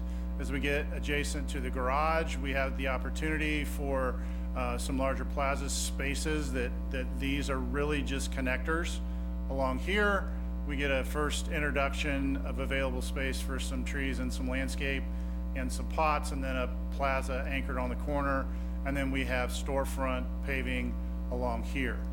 Here is the alley. I'll address the alley in some slides later on, but know that we think the alley could be an important place. It could be an opportunity to create another destination in Aggieville, and we need as many of those as we can get. This is a Bluemont from Manhattan to 12th here, and so you see the consistency of the edge condition happening here. This is all existing in the median here. I think it is important when you start thinking about one-way, two-way, et cetera, that you do not have a full turn condition on 12th. It is median controlled to that degree, and so you know, the amount of flow coming here to the south is critical and important coming north, it's really just a turnout. So again, we have room, so you start to see the repetition of the quality paving materials here, landscape edge beds underneath that, and some street trees. You also start to see pots, and you start to see some fixed seating along those edges. And then we turn the corner. Sorry, these are all long. It's hard when they're corridors. We start changing directions. North is to the right on 12th Street. We turn the corner with the drop off for the hotel. This is in the location that they've indicated that is important to them. This is the entrance to their garage. And really this is just adding the paving surfaces, the enhanced paving surfaces adjacent to what they're doing, and the potential for a street tree on the corner. And then on the east side of 12th, same or similar condition there as well. We do know that there in the future, if redevelopment were to occur along this edge in Aggieville, then I think you would come back and relook at this edge here to make it more consistent with whatever else we've been doing on the streetscape. But now the existing drive cuts that are in there stay in there. We give them new aprons so we can clean up that edge and clean up the paving in the right-of-way, and we move to the alley. Mark mentioned the crossing of the alley with some infrastructure, and so the alleys are concrete crossings across here, and are one-way, anticipated to be one-way to the east, and then we get into really the section between Morrow and the alley on 12th Street that we've been spending our time, because this is really our first time to show people what the potential of what the rest of Aggieville could be when you start thinking about amenities, and you start thinking about what happens when we start adding streetscape amenities, we start adding street trees, we start changing paving, we start adding a higher level of finish and quality to the streetscape. This piece, and while all of these pieces sort of tie the thing together, this is that first hint adjacent to Morrow. We would anticipate that would happen south of Morrow here, and then obviously sets the tone for what we do on Morrow moving forward in later phases. So this is a very important piece as we move forward. Okay, I know you can't probably see that. Let's see if I can zoom in on that a little bit. I'm just going to read sort of this first part, because I think these summarize really well what we're doing with each concept. We have two concepts. Concept one that I'm going to show you keeps two-way traffic on 12th Street, removes parking on the east and west sides. That gives us 9 foot of paver sidewalk in front of the storefronts, and then it creates an amenity zone in addition to that of 10 foot on each side of the street. And so from the face of a building to the roadway is now 19 feet instead of the existing 9 feet that's out there now. So this is an important distinction on this concept, that the roadway is two-way and it is curbless, okay?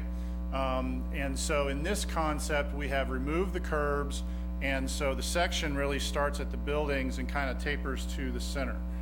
There are some technical reasons on storm water storage and some other things, but it also basically provides us with a way that if we wanted to close off either end from the alley to Morrow, you now have a plaza, an urban plaza that you can hold events in and everything else, and you don't have the obstruction of a curb anywhere within there. Now we will delineate with bollards, with landscape, and on paving changes, delineation of the lanes, delineation of where a pedestrian is, where a car is, et cetera. But it sets up a different condition in Aggieville than we have now, in that when you close it, you really have a plaza in that case. So let me go to the next slide. So when you look at what that might mean, you start to look at spaces that exist now like this. During the day, this is used for vehicular traffic, but at night, when they have high loads of people, It is curbless that allows them to hold festivals and everything else in this. And that's really what we're talking about, is that sort of seamless pavement surface. Now, they haven't done a lot to delineate the difference between where cars may be and where pedestrians may be. And in doing that, it feels much more like a pedestrian space. But we think some delineation is important in that case. And there's kind of a blow up of that along that area.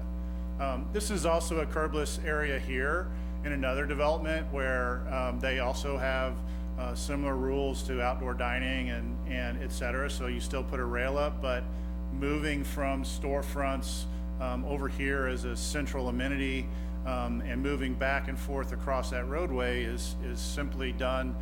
You know the pedestrian has the right of way in those cases. Let's see here. Next slide. Again, you start to see that same effect here as well, where you delineate with changes in pavement, using bollards, and then using landscape beds to protect the pedestrians, and they have changed paving there.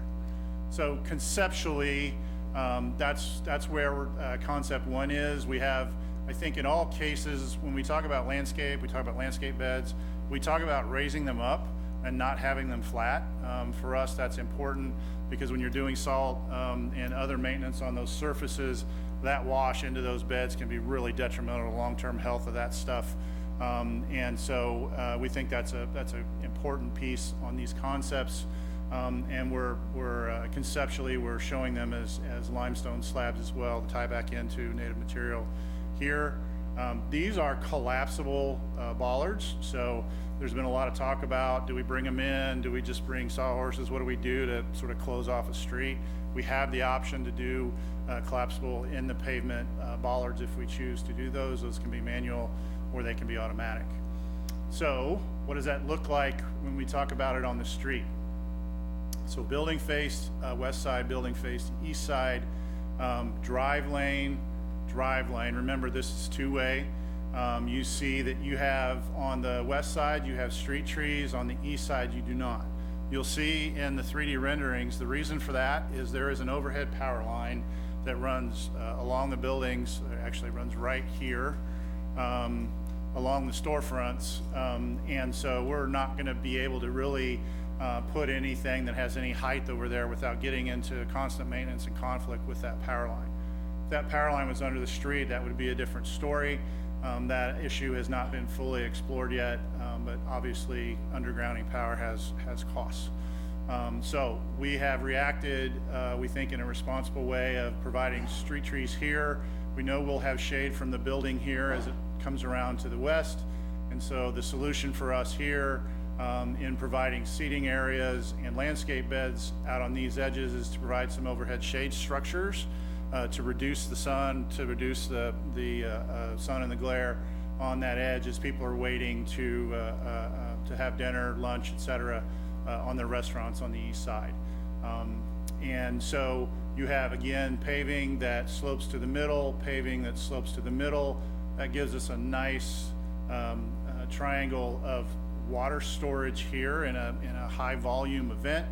And then we can get it into the storm sewers and go. You see the edge, what would be a curb edge, but it's flat, and bollards on those edges, and then you see mid-block crossing, again, in an effort to sort of make that edge porous and encourage that idea of this is a district for people, and we want them to be able to move throughout the district.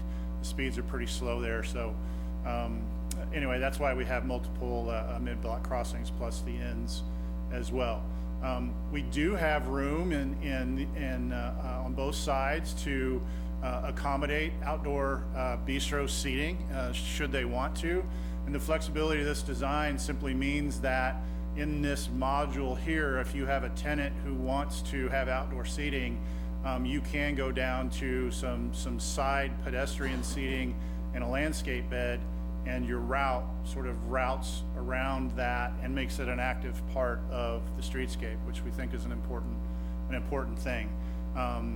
You know, Kansas law requires you to have that edge around the outside of that to be able to serve alcohol And so we know that that's an important part of this, and so if we're gonna do it, we have to accommodate it. So in this case, you would come here, you would route yourself around this way and then come back out. So what we're trying to do is create a series of elements that we know are repeatable, that we can reuse on North Manhattan, that we know that we can reuse on Morrow if we need to, as those pieces of the streetscape start to flesh themselves out. But again, repetition of materials as we go through each one of those. And then some shots, some 3D shots that we modeled of that overall experience. Again, using native materials, using native plant material, using limestone, using pavers. We think you've got a 30-year streetscape out there that was done with some really good quality pavers. They've now faded, they've now started to break, they've done other things, but you got a lot of life cycle out of that. You could use a different material, but that different material is not gonna perform anywhere near as well as some of those pavers have sat out there. So we think the pavers fit really well with the building materials that are out there. We think you're gonna get really great life cycle off of them as well. And our recommendation would be, if we're doing paving material, we're doing concrete, or we're doing some kind of paver, and we're not in the middle with some kind of stamped concrete or any of that stuff. So here you see the looking north on the east side, you see the overview of the overhead structures here. Those aren't designed, those are a placeholder. We'll get into a lot more detail, but you start to see the impact of this overhead line on this side. There you can see the street trees across the street. Now you're across the street looking south, so you have a simple streetscape that goes here, and then you have amenity pullouts as you go that way. And then, you know, there's always a way to add an overhead structure, shade, light, you know, Aggieville changes from day to night, we all know that. And so lighting is gonna be hugely important in the way that Aggieville looks and feels as it changes from a daytime experience to a nighttime experience. And so here you can see overhead string lights through here. We'll have street lights, pedestrian lights, uplight stuff, so that the character at night is cool and interesting and great as it is during the day. Sort of run through some of these. Again, dining terraces outside, directly adjacent to the people. So this idea that outdoor dining and outdoor opportunity for people to be outside is really important to activating that street. When you have people out on those patios, it really activates the street and makes people want to be on that street. And we think that's an important thing, but it has to work operationally with what the businesses are doing inside. So in the end, it's how flexible can we be to work with the property owners and the businesses that if they want to accommodate this, we can. And so we've developed solutions that we can. They don't have to, but we think it's a great way to create a better street. And here you can see the bollards on the edge that define those normal edges. Okay. Get into concept 2. Okay, so concept 2 is a little bit different. Concept 2 puts the largest amenity area on one side. And that is largely because of the overhead power lines. Because the overhead power is there and it's so overwhelming on the street at times, we wanted to put all of that onto one side. And so really the sum is greater than the individual parts in this case, at least conceptually. And so we have 9-foot sidewalks maintained on the storefronts. And what we've done is taken the area we get back from reducing it to 1 lane south and no parking. And so we end up with a 27-foot wide amenity area that lets us do a whole bunch of different things that we want to do to activate the space, create a destination within the destination, et cetera. So with that, so what we're talking about is creating spaces like these, like this space here, like this space here, directly separated from a building by a sidewalk, okay? So this is new space gained in Aggieville that now is currently used for cars. is really what it's used for, either in parking or driving.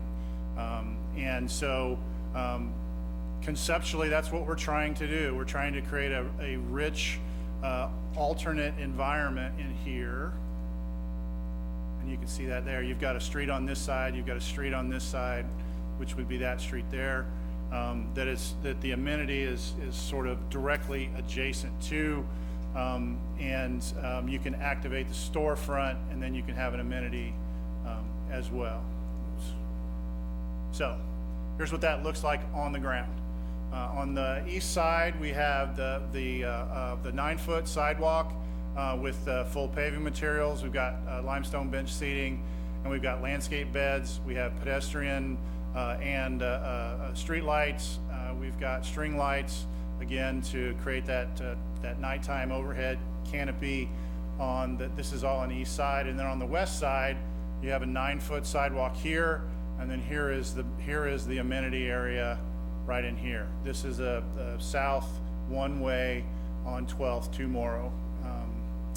And so it's anchored on the end with a structure that has garage doors that you can roll up all of the sides. So that can be a community asset that you can rent out, you can lease out, or is always open. It could be a leasable space that is for a cafe, it is for a beer garden, it is for a very limited bistro, a wine bar, etc. It's new space in the heart of Aggieville that doesn't exist now, that is trying to, with a large outdoor patio, to activate this space and create another destination down there so people can see people in Aggieville using Aggieville. So that's what this environment is in here, is really that indoor space and then the patio outdoor space. It has a bar, what we call a bar or laptop rail around the outside. These are stools, and you're facing outward. Okay, so again, you're an active part of that streetscape by enjoying what you're doing here.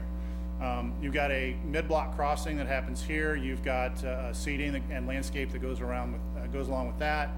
You have an outdoor game room here.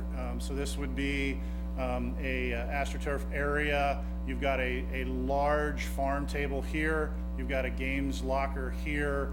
You've got overhead lighting. This is big enough to put cornhole and some other outdoor games in, and really sort of create a casual open play space here. You can do the large Jenga on the table, whatever. And so anyway, it's a hangout space that you can do activities in next to it. And then we have, adjacent to that, we've got an outdoor living room. And so that outdoor living room area has seating in it.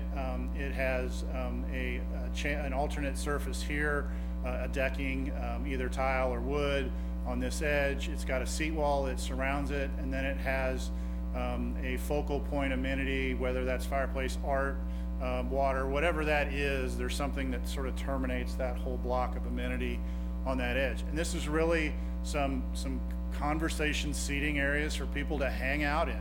The longer they hang out, the more money they spend, the more comfortable they feel, the better they feel about the district as well.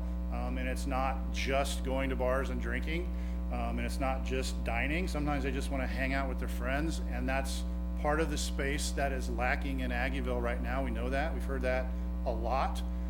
Is we want to be down there, we want to be where the action is, but we want to have places to sort of hang out as well.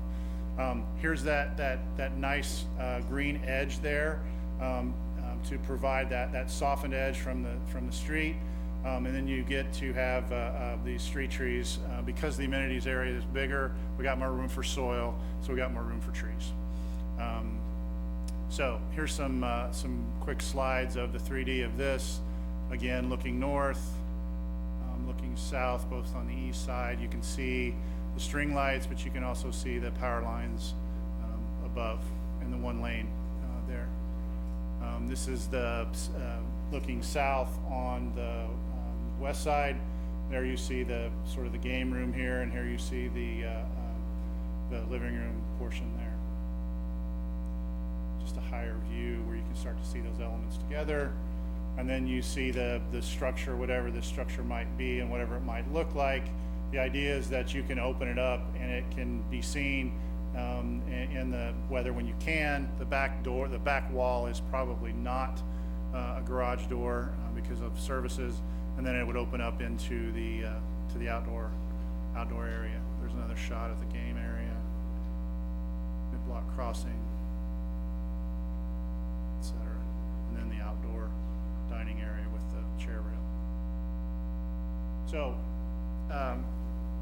so that's 12th Street. There's a lot there. Certainly entertain questions. I want to address the alley just a little bit, and we'll come back to you later with more conceptual information on the alley. We think the alley could be a destination. One of the things that we've talked about is to call it, it needs a name. So internally, we've been calling it Rally Alley because we think when we're drawing people in to Aggieville, they're there for several reasons, but one of them could be for rallies or other events. And so there are literally thousands of ways we can address that. But one of the important things is it's only 10 or 12 feet wide. Now it opens up by another 10 foot as you get back to where the Good Sense is, but the majority of it is 10 to 12 feet wide. So you can only do so much in there. But what the great opportunity is you have 4 surfaces that you can activate in that to tell a story or to show art or to do lighting or just have a fun place. And so people have dealt with that in many different ways. I absolutely love this one with the umbrellas. I think that is a destination alley that they have in a project, and everything else happens other places, but everyone walks down this alley. And this was in Union Station. I don't know if those of you who got a chance to see the Mylar sculpture that was in Union Station last summer, but this idea of creating a roof in a very tall, narrow space helps you manage that space better. And so when you think about a surface here above, even if it's light, that's a really critical part to making that alley feel like it's human scale. And then you can start worrying about what you do on this surface and these surfaces, murals, seating, et cetera. That's really narrow, but that's a really, really nice feel. So we think there's an opportunity there. We're gonna explore it further, but we think it's a really interesting place. We could create a destination within the destination that will draw people there. And by the way, we're parking a whole bunch of people right next to it.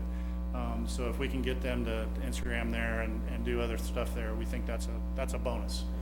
And then some of the other stuff, I know the streetlights have question has come up previously about what are you doing about streetlights and site furniture and other things. So we are trending towards the idea of not fully historical, but certainly historical nod. But with quality lighting here.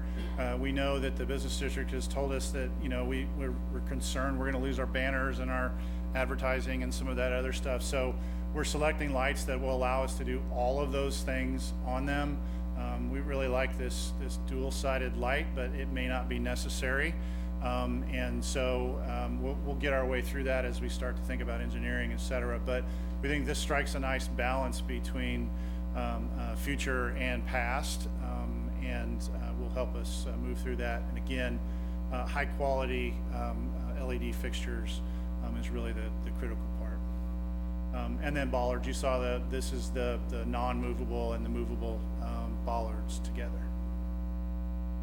Okay, so with that, I'd be more than happy to entertain any questions you might have about the concepts and where they're at and where we're headed. Again, for us, it's in the timeline of moving forward, if there is any way to get to this direction or that direction on the 12th Street concept, because they're quite different. We understand that. We certainly would like to hear that tonight if possible. So. I guess I thought when we, and maybe I'm mistaken, when we first started talking about 12th Street, we were talking about eliminating through traffic fully on it. Maybe not all the way down, because I know that we also had a conversation about commercial vehicles and their exit and entrance, but I guess I had always thought that block we were going to shut down through traffic. Well, he can answer that better than I can, but it was actually, we were showing this stretch right here on the south side is the one that was going to be turned into a pedestrian mall with no traffic, not the north side of Morrow, be on the south side of Morrow, is in our concepts. Okay, so that's a long-term concept. That's a future concept, yeah. Yeah, the design team, the designs team still feels pretty strongly about that as, again, destination in the destination. Okay, We explored that extensively, but being able to get deliveries into the garage and being able to get them to turn around, we Okay. just could not make that happen with this stretch. okay. Yeah, I just wanted to make sure of that because I had, when we didn't even really discuss eliminating parking and or shutting down Morrow, even though that was what the majority of the respondents in the survey wanted to do, I got a lot of feedback from that. And so I went out to those people and were like, hey, Morrow is an iconic street. We don't want to mess that up. So we're doing it on 12th Street too. We're going to start there and see how it works. And so I like what's presented here, but I hope we don't lose that concept because I think that was something that a lot of people were really, really excited about. So in terms of, that was really all the question that I had. So I'll just quickly give you the one that I preferred. Concept 2 to me is more intriguing just because my motivation, and again, I think a majority of the respondents to our survey's motivation was to eliminate as much traffic within Aggieville as possible.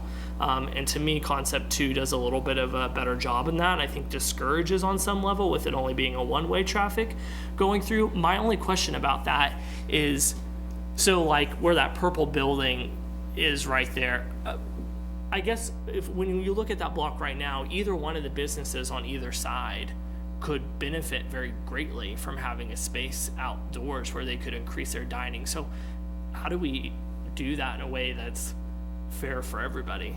Well, either one of them could lease that space as their outdoor dining, number one. Number two, you could decide that it simply needs to be a community asset that is managed, I assume the way you manage all of your other structures that are for lease or rent. And, so if you can imagine for parties or for parades and et cetera, and events, how important that might be from a leasing standpoint to lease it out to people to do stuff. You could do short-term leases as well in there. Again, it's a way to create revenue to help pay for the maintenance of things, and so that's one of the things we were thinking as well. And it's a totally different experience than what's out there now. Part of that is because it's directly on the street. The majority of the seat, there may be 12 or 15 seats inside. What happens outside is really the show, and you see this repeated in other districts that have a place like this, where they have a very modest structure that is what they serve out of, and then really what they're doing is they're activating the street with all of these people outside in their patio and et cetera. So it can take many forms, from coffee shop to beer garden. Okay, yeah, so on initial concept, I think I like concept 2 a little bit better, just because, like I said before, my gut feeling is that it discourages traffic, and at least how it's laid out in the concepts that you presented there on what could occur in that new space, I just find a little bit more intriguing and exciting than I did in concept 1, so I prefer 2. I actually like this one better too, but I don't want to advocate for it. Understood. Because in concept 1, I feel like we're treating the businesses on each side of the street the same, more fairly. This puts all of the outdoor dining on one side and puts the traffic in front of the business on the opposite side, and I'm not sure who's who, and it doesn't matter, but it is picking winners, and so I want to err on the side of being fair. That's why we build streets and have setbacks and so that we have order. And while I like the festival nature of things, I'm not sure about a public space that people lease for meals, or I just not interested in dealing with the merchants on the side that just gets the sidewalk. Understood. Yeah, see, I would go with concept one for a couple of reasons. One, you got those bollards there, so it can be closed off, makes this nice little plaza. And that would tie into that long-term plan of the other piece of 12th Street, if you wanted to make that a whole area. And so that's why I like that. I think, it's also a little bit more equitable to the people that might be leasing on either side of the street. And the third thing is, I really don't want to see the city get involved in managing any more spaces. Because that's something else will wind up on Parks and Rec, and we got enough already, so we don't need any more. Yeah, I do like concept one. I liked actually both of them. I would rather leave it to the businesses to pick which one they like best. But I think concept one, I felt was more equitable in this sense. But I also like the Rally Alley, and I think that should not impact either one of these, right? Concept one or two. And as far, because I think that's I was really intrigued at the presentation of it and the possibilities of seeing that, even seasonally, what might happen. Absolutely, yeah. And I think that's very innovative, and I liked all the concepts you showed with that. As far as the lights, I understand the issue with the banners. That's something I think we look forward to as far as advertising and use it for a variety of reasons. Are all of the lighting fixtures you showed solar?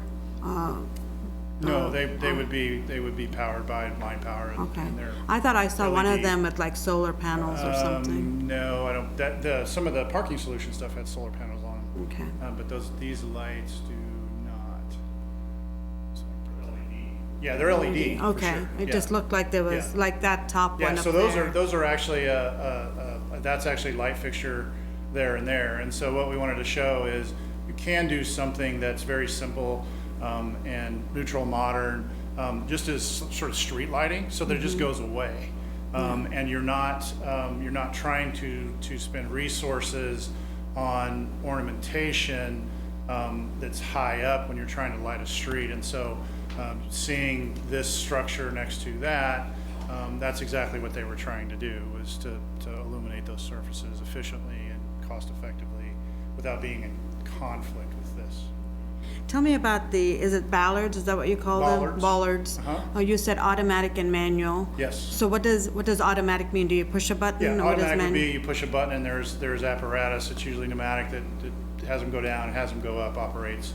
Or you can do, there are systems that are crank or turn to do the same thing, and those are all individual. And so the idea is, some historically have been, there's a bracket, and you take the lock off and you unhook it, but then you got to put it in something and take it away and hope that every time you do that, the finish of it isn't destroyed, it's not worn, Right. it's not tilted, all that stuff. So this is a way to just have them compress into the pavement. They go away until you need to use them, and then you raise them up to close it off for an event. Both concepts have these in them, so I think we're going to see that there are multiple areas in Aggieville as a whole, and in some smaller streets, that we should be thinking about being able to bollard them off so you can create event space that you want when you want it. I agree. And do that. I think that there's so many little details we Sure. think about. I've just never really focused on that before. So I think, no, that's a good idea. But yeah, with concept one, mainly for equity reasons. Otherwise, I would prefer just the one-way traffic as opposed to two-way, in my opinion. But Thank you. Just a couple of things. When you're looking at the intersection of 14th and Anderson, when you're trying to enter that service station, on the southeast corner, Yep. we've got to be mindful of that. I mean, we've got shops in there. Once you turn that corner, Yep. and you've got another entry there, and then you're kind of boxed in. Because you can't exit as you get down towards the back of Arnie's, with a car anyway. So, I'd like you to think about that one. Okay. Then the other one is on, there by Starbucks, when you're now on Bluemont. You just have to be careful with any trees, because it's bad enough already. When you're turning in and turning out. Sure. We just have to be careful. The other one has to do kind of with the concept, and I worry a little bit about orienting this walkway north-south. You know, when you're east-west, generally speaking, you've got an entry from the alley to restock your store. When you're oriented north-south, the alley is up on the north end of this thing, and then you go down to Morrow. So maybe you could just remind me, I should know this already, but maybe Commissioner Reddy knows this because she spends some time down there, but can you kind of tell me what stores are on that segment right now? Yeah, so we've got So Long on the corner, we got Tanner's across, we got Tagalucha here, and so here's the alley here. Here's Morrow right here, and so here's the entry here to Lucha, and here is another entry. Is this an exit? Okay. And this is like a shared kitchen door here, right here. So we've got 3 doorway penetrations on that side that are very active in their operation. What we don't have on the Tanner side is really any use of any of that edge by them currently. These are really on the inside of the building, our emergency exits, and there's a couple of door penetrations on there, but that's it. They don't use them for really anything at all except for emergency egress. They want everybody coming in here. They have a small patio out here, and then they have this is that really great patio there. So this is very active on this edge here. So that's why we think it's important to have area out there that's shaded for people to sit, people to wait, et cetera, et cetera. You've got the same kind of issue with dumpsters too. They're gonna have to be somewhere. Yeah, back here, in the alley themselves, yeah. Right now, that's where they currently are operationally. That's where they currently are operationally back here. So those kind of operational things don't happen. Those particular happen here. But, you know, we do have product loading and unloading and that kind of stuff that does occur. But it occurs in the early hours. As you kind of look into the future here, that's one of the reasons I was oriented on east and west, because any growth in Aggieville arguably has to go east. You know, when we looked at this, Jason, when we're looking at 12th and then 11th and so on as we develop, you can't do that with this space. I guess you could turn the corner if you wanted, but if you were east-west, then you could just continue as the development proceeded, let's say a block at a time over 20 years or something.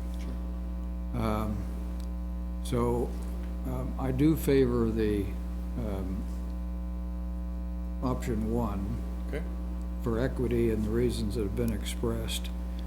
And then I think if you had one-way traffic and you had one truck stop out there for some reason, you've got a big problem. And on the bollards, my experience with bollards is not very good. I worked down at Central Command and SOCOM, and those bollards,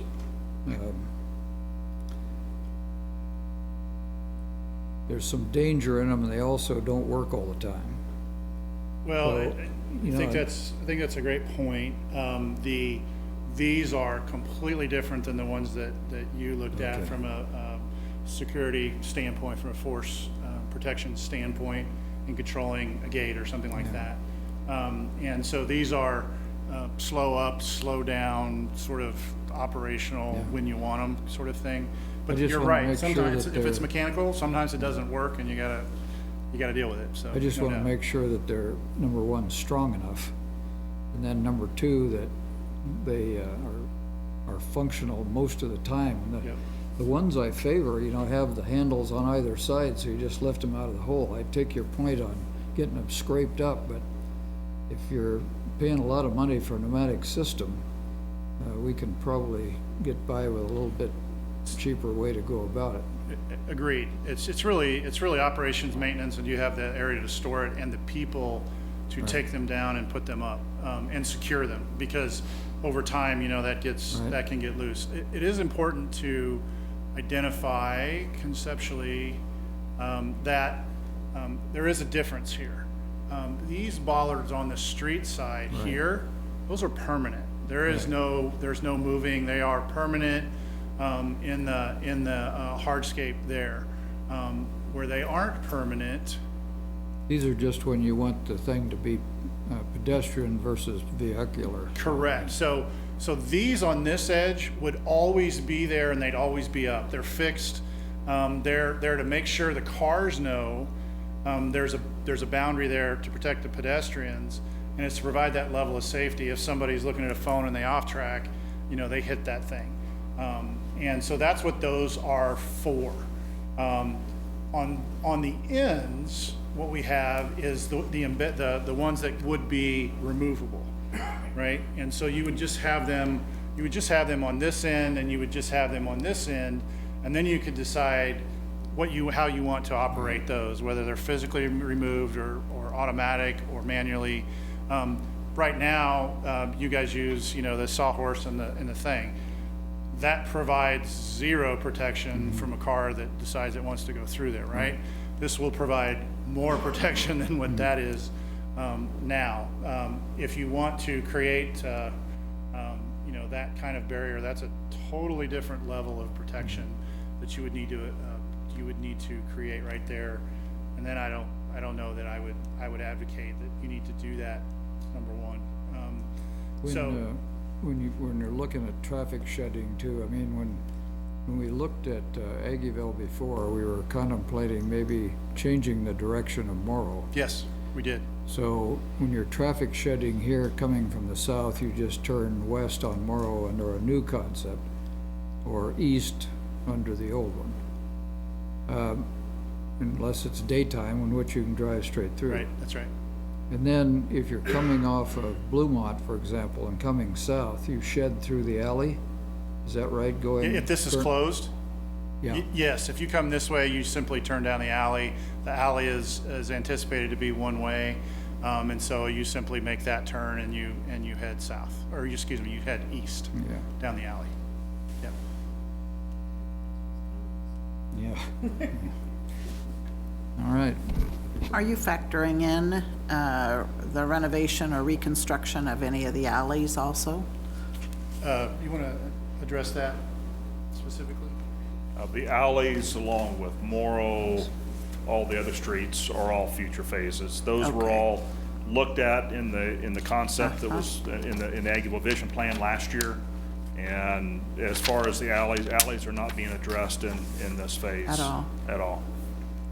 I would like for us to look at any new construction and having that entity help with the pavement of the alley and not put it as a burden onto the citizens through the general fund. I think that's how we do subdivisions, and I just think we have to be more attentive to that. The other thing about the alley there, I like the rhyminess of Rally Alley, but I also think that it would be better for us to think of something that's more eclectic. And I was thinking of those umbrellas, and whatever you pick, whatever the community picks.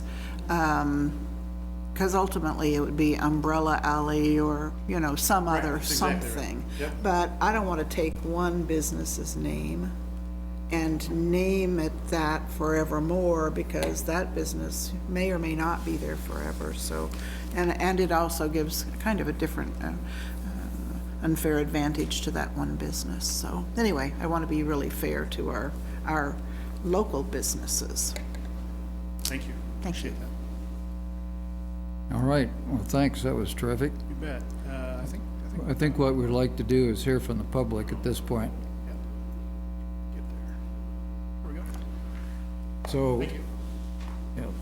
Anyone wishing to express an opinion on this issue, please come forward. We just ask you to sign in at on the roster there, and then let us know your name and address when you begin to talk. And remember, there's a 5-minute limit. You get a 30-second warning. Just we do this in order to make sure everybody has an opportunity. Sure. Well, I'm Cam Ward. I am proud to be an Aggieville business owner, and I'm proud to be an Aggieville property owner as well. I appreciate everybody's time in putting these concepts together. I think what's really, really important to start with when we focus on this is that we need to do what's best for Manhattan. We keep hearing from every entity about all these other towns. Lincoln has a population of 280,000 people. Lawrence has a population now of over 100,000 people. And so what's good for those districts, there might be some good concepts, but they're not necessarily good for us. I can't express enough how much conversation there's been with Aggieville business owners about the importance of free parking on those streets. With the garage, we're gonna have a lot of extra parking down there, but for businesses that primarily thrive off of students, coffee shops where someone's buying a $3, $4 coffee, they're not gonna even pay $1 to park. I mean, a student that is taking the money they have to buy coffee or go get something quick to eat, they're not gonna pay to park. We can't change infrastructure and just expect that consumer behaviors are gonna change right away. We have businesses that are closing constantly in Aggieville. We've had multiple ones close this year. Our property taxes are extremely high because our buildings are valued so high. I mean, I've got a 1,200 square foot storefront that I just got my tax bill for $9,200 for the year. And for the services that the city provides, I'm happy to pay it. And I want Aggieville to evolve. But what I want to focus on is what is good for consumers and businesses. And if we change infrastructure and it costs us 3, 4, 5 businesses that have to close because their business decreases, it's not worth it. We can't create this beautiful district and have all this wonderful on-street amenities and streetscapes and great parking, but not have any businesses to go to. And I would just implore all of you and the future commissioners, I know one of which is here tonight, to really think about what does it look like moving forward for business owners. We've been shown these ideas, we've been asked some opinions, we've heard about surveys that a lot of people have had opinions about, but when it comes to things as simple as do we install meters for parking, no one in the district is going to support that. And we've talked about it. We've talked about it at our ABA meetings, we've talked about it together. I mean, we've got business owners here that compromise, I don't know, at least 7 or 8 businesses in the district. And a lot of us could not survive if we make those big infrastructure changes and just expect that consumer behavior is going to change. So I would really implore all of you to think really heavily about keeping free parking on the street. Maybe that is some 30-minute parking that's free, so you can run into Varsity and get a donut or run into Blue Stem and get a coffee. But the conversation hasn't been how do we get our businesses to work with these changes? It's where else can we do business? Should we just do our business online if we're a retailer? Because there are some significant challenges to changing infrastructure and just expecting consumer behavior to change. As far as the general use space or the on-street amenities, I'd ask you guys about revenue from somewhere like Blue Earth Plaza. How much money does the city make from people spending time at Blue Earth Plaza? That's really more of a park and rec kind of thing.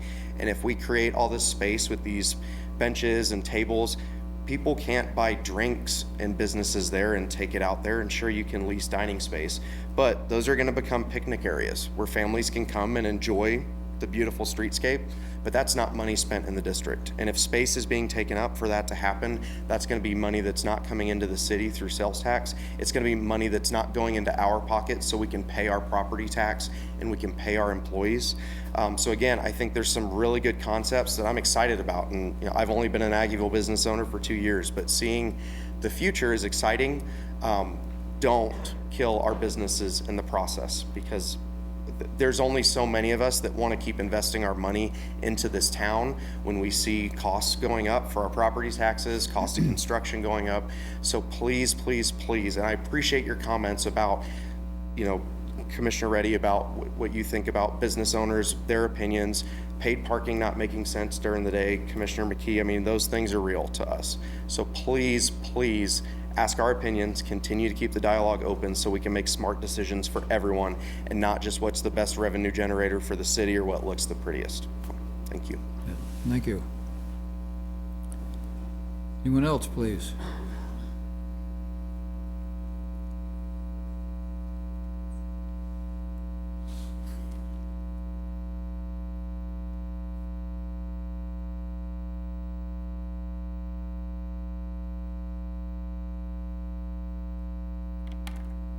Good evening. My name is Joe Gritton. I live at 303 North 14th Street, and I'm here to represent Varney's Incorporated, which owns the shopping center with Good Sense and Insomnia, Shaw Chiropractic, Hair Experts, and Quick Shop. And I spoke before you on August 10th with a couple of concerns about the parking garage, bit more physically about the parking garage, and how that affects the area businesses.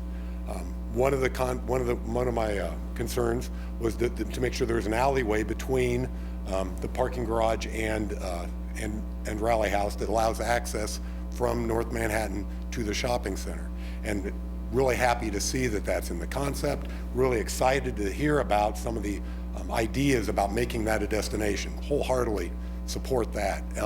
I know I've spoken with a couple other people that are associated with the area businesses, and some of their ideas, I don't want to go way off on that because I know that's not what we're about tonight, but just making that a destination, like doing something like a Snyder or Wildcat athletic timeline on the wall, and playing K-State historical audio over a PA system in there, and just making it somewhere where every time ESPN came in for a game, either a basketball or football game, they had a camera crew go down there, and you see that coming out of commercial breaks, just making it a destination. I mean, I think that's a win-win for Aggieville, a win-win for the whole area. So really like that. So, but my other concern back on August 10th was providing access from the parking garage to the businesses in that shopping center, to Good Sense, to Insomnia, and the rest of the businesses there. The manager of Good Sense estimates that 30% of his business comes from that currently owned parking lot where people park, walk in, get a sandwich, leave.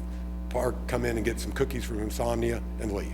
So what I advocated at that time on August 10th was to make sure that there's some kind of access from the upper floors, some kind of stairwell in that northwest corner, because if you don't do that, you're going to have to, walk if you're not on the main floor, you're going to have to walk all the way the length of the parking garage, go down the stairs, walk all the length of the parking garage, get your sandwich, walk all the length of the parking garage, and et cetera. So four lengths of the parking garage, you're walking just to get a sandwich. And the problem is people aren't going to do that as near as readily as they do if there is some kind of access in that corner.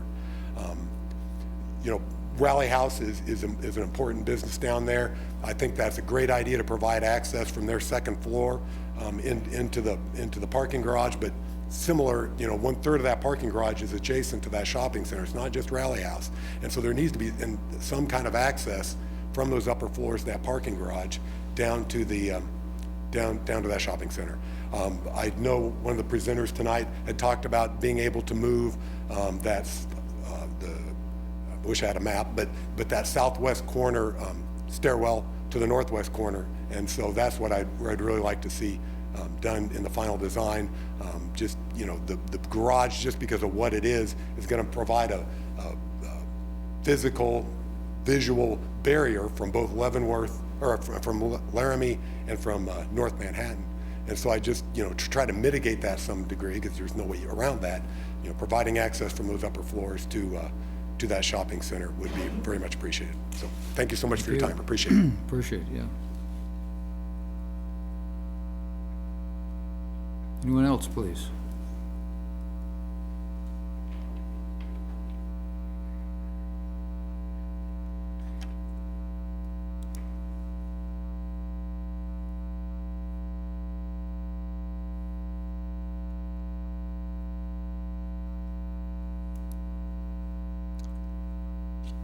Good evening, Commissioners. Dennis Cook. I'm with Aggieville Business Association.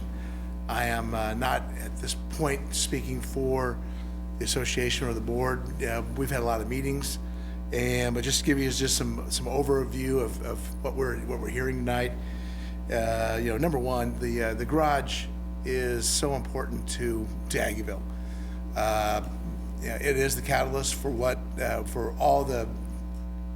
the 10 years we've been talking about this Aggieville vision. It is the catalyst. It's the project that needs to happen. I think they've shown some great ideas of the work on 14th Street and on Laramie, and on North Manhattan in front of that. I think the design really works out well, and can't wait for that to get happening. The idea of the parking management plan, I think there's, I think, you know, that's a work in progress. I think we do need a parking management plan. You know, and I think maybe some sort of combination we could talk about, whether that's, you know, right now it's basically, depending on what time you park, it's 2 hours free until you get a ticket. And your timing, it could mean, you know, it could mean it's more like 3 hours or whatever. But we could also, in this plan, we could talk about something that says more like so much time free before you have to get charged. And I think there's plenty of time for us to figure that out. I think there's a combination in there that would really work for us. And then lastly, I guess on my side, I would just say on the 12th Street, on 12th Street between Morrow and Bluemont, again, speaking for me, speaking for some of the people I've talked to, not speaking as a board, but the concept that we've got the best feedback from so far has been concept one, keeping two-way traffic, keeping it kind of even on both sides. I think you know, the work they've done is great. I think there's some great concepts in that, but the feedback we've gotten mostly has been positive on concept one. So I appreciate all you guys' thoughts, and I'm sure we'll make the right decisions. Thanks. Thanks, Dennis. Appreciate it.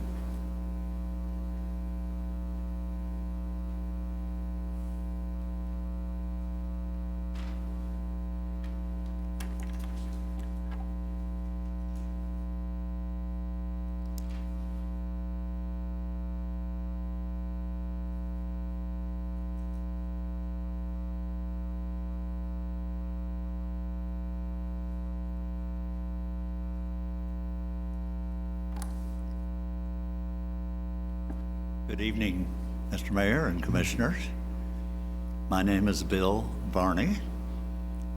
I'm the current chairman of the board of directors of a family corporation called Varney's Incorporated. And the Varneys have been in Aggieville since 1904. And so we have strongly supported Aggieville for many years and are still doing that. But we noticed that the purpose of this meeting was for some suggestions for the city administration to give to you, the commissioners. And in that regard, I want to refer to something that happened back in August when we mentioned some problems. At that time, we are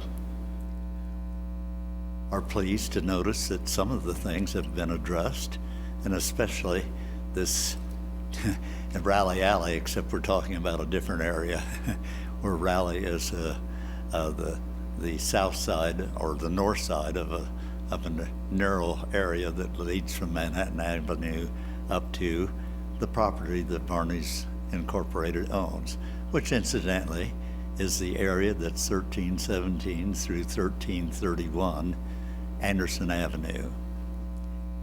There are 6 tenants in that property, and I want to address only those who are on the eastern end of that property, namely Mr. Good Sense and the Insomnia Cookies and the Dr. Shaw chiropractor and the Hair Experts Hair Salon, because those are the places that have a south door that's right next to the city current lot and the new lot, a new parking garage.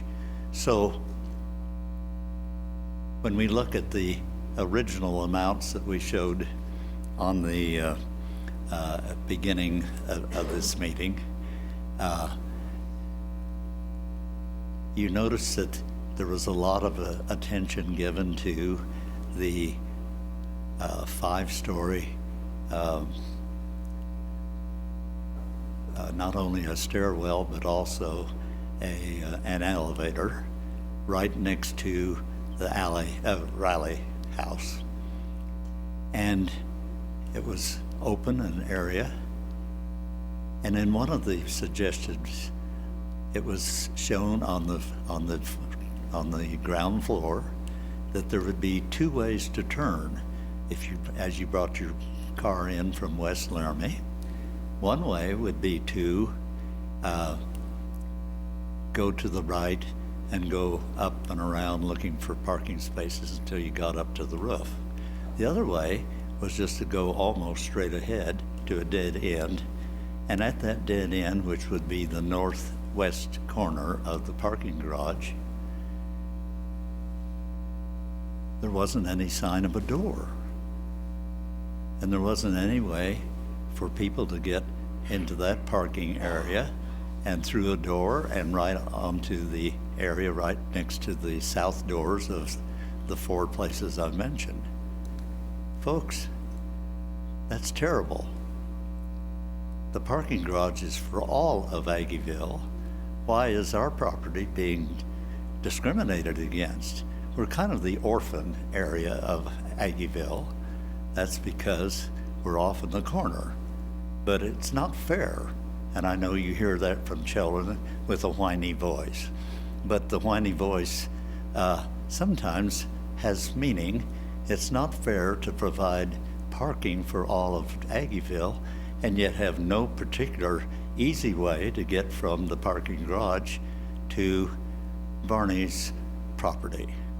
So may I suggest from our corporation that one of the things that the city administration do and suggest to you folks is to provide not only a door on the ground floor between the northwest corner and our property, but also a stairwell.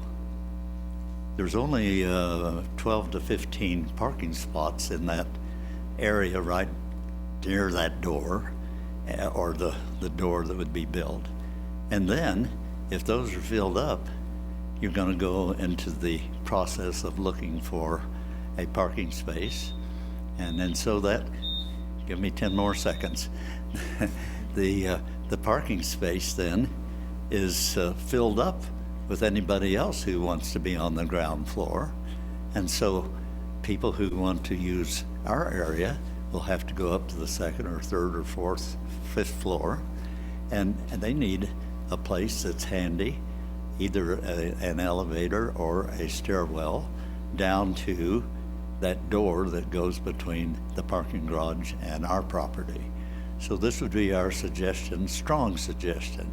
Frankly, we're really kind of upset about not having an easier access.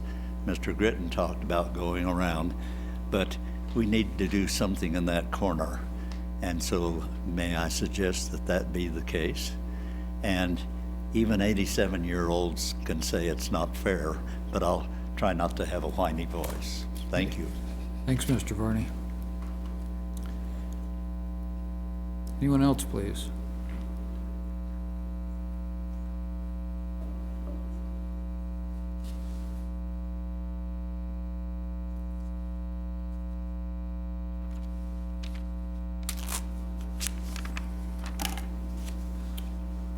I'll try and keep my remarks short. Hello, everyone.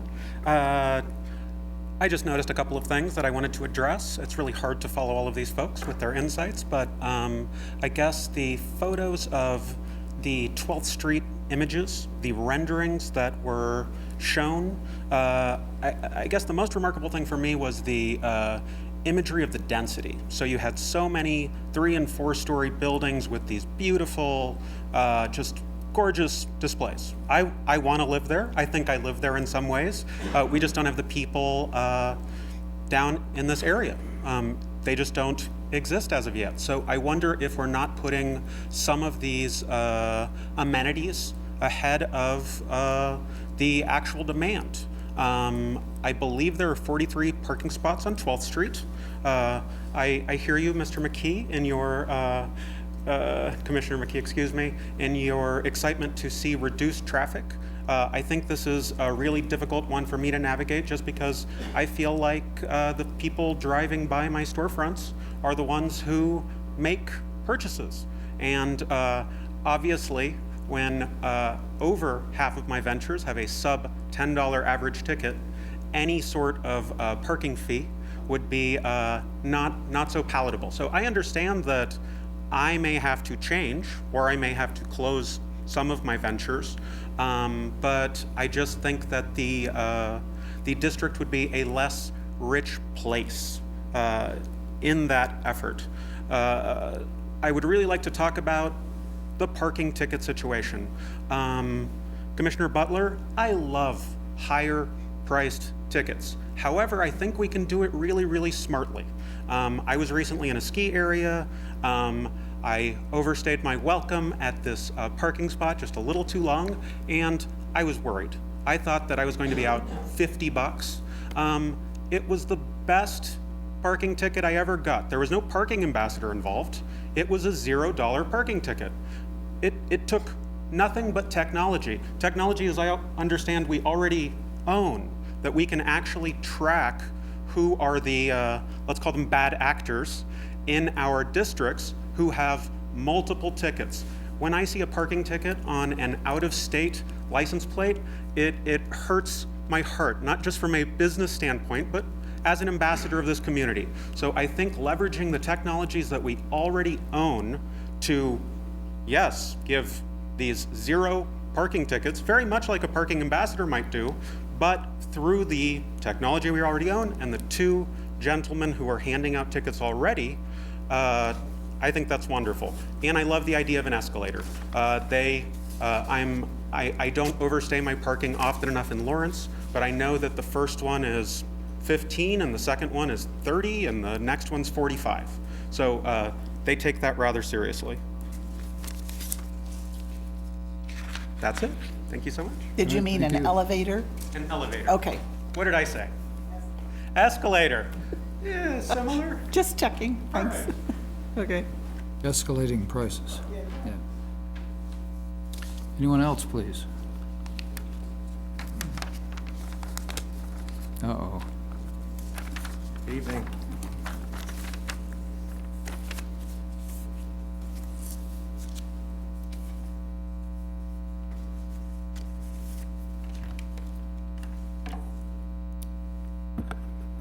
Good evening, Mr. Mayor, and members of the City Commission. I'm Dennis Butler. I'm the Director of the Riley County Police Department.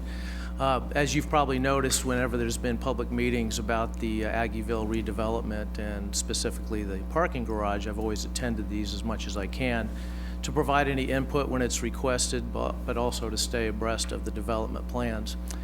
And so tonight, when I was watching the opening slides, I noticed the rendering of the parking garage and the first floor, what is now called retail space, and I didn't see any indication that that would now be also part of the Riley County substation that I've been led to believe would be part of this project.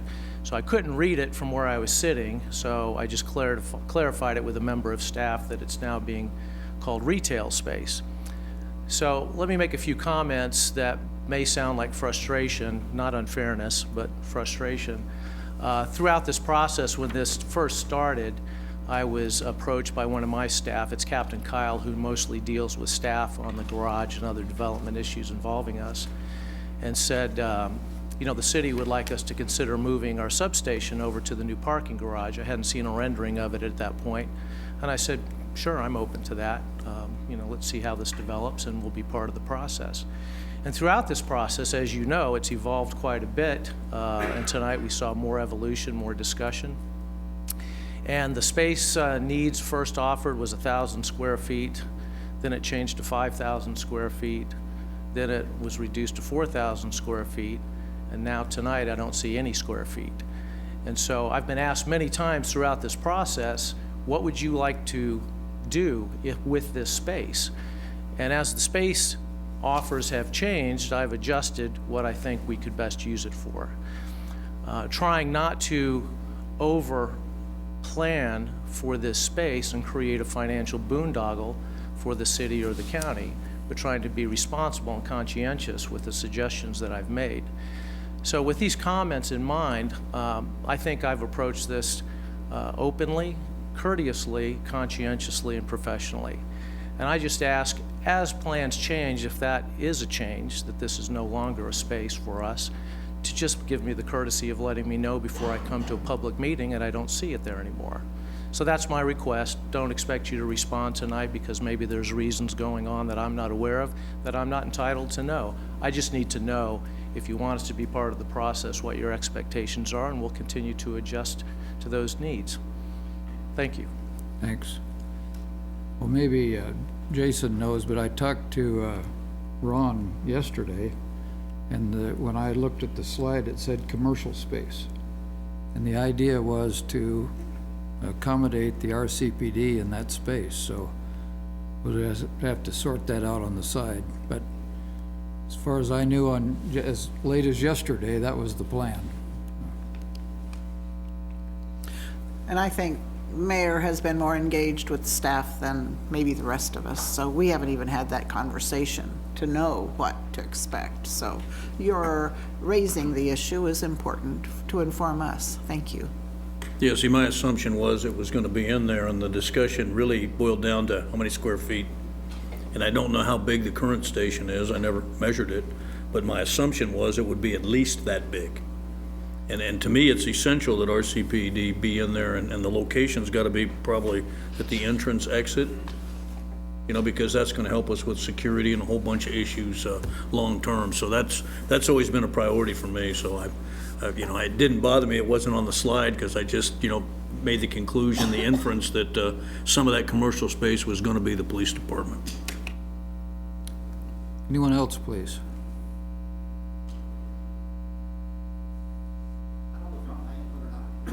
But Mark Hattisall, 1206 Stacy Lane. I like the option number 1 on the 12th Street thing too, because I'd like to keep the 2-lane access traffic, and the weather in Kansas is bad enough that I don't think we don't need to commit a lot of space to outdoor dining, because there's only 5 or 6 months a year, maybe 7 if you put those heater things over, where people are gonna be wanting to stand outside and eat outside and stuff like that. So, just going back to the beginning, the parking management thing, we'll figure that out in February. We need to have some free parking, and we need to stop having students park there. Whatever that balance means, I think that's the solution for the daytime parking. We'll worry about the evening later. Yeah, I would assume the police department has got to have their space in there. That just makes too much sense. And I think it's just an oversight of what they labeled those rooms, or that retail space, as that the police department has to be in that area. Otherwise, I like the idea of everything else. I think the parking garage, I think, has to happen, and you guys are on the right track. I think it's just, if they want some guidance, I would say option 1, and I'm not sure if that makes 3 votes. We'll see what Aaron has to say in a minute. But otherwise, I think they've done a great job here, and I do have to ask the parking garage guy off to the side one question, but I'll leave you guys to figure out that. Hey, thanks, Mark. Anyone else, please? If not, we'll come back to the commission for closing comments. I think that's the first time we had more than a quorum. Everybody from even future commissioners here. I think this is a good discussion. You know, we've been talking about this for years, and it's nice to see it coming along. And I think we agreed on several aspects, such as concept 1 and some of the other garage needs.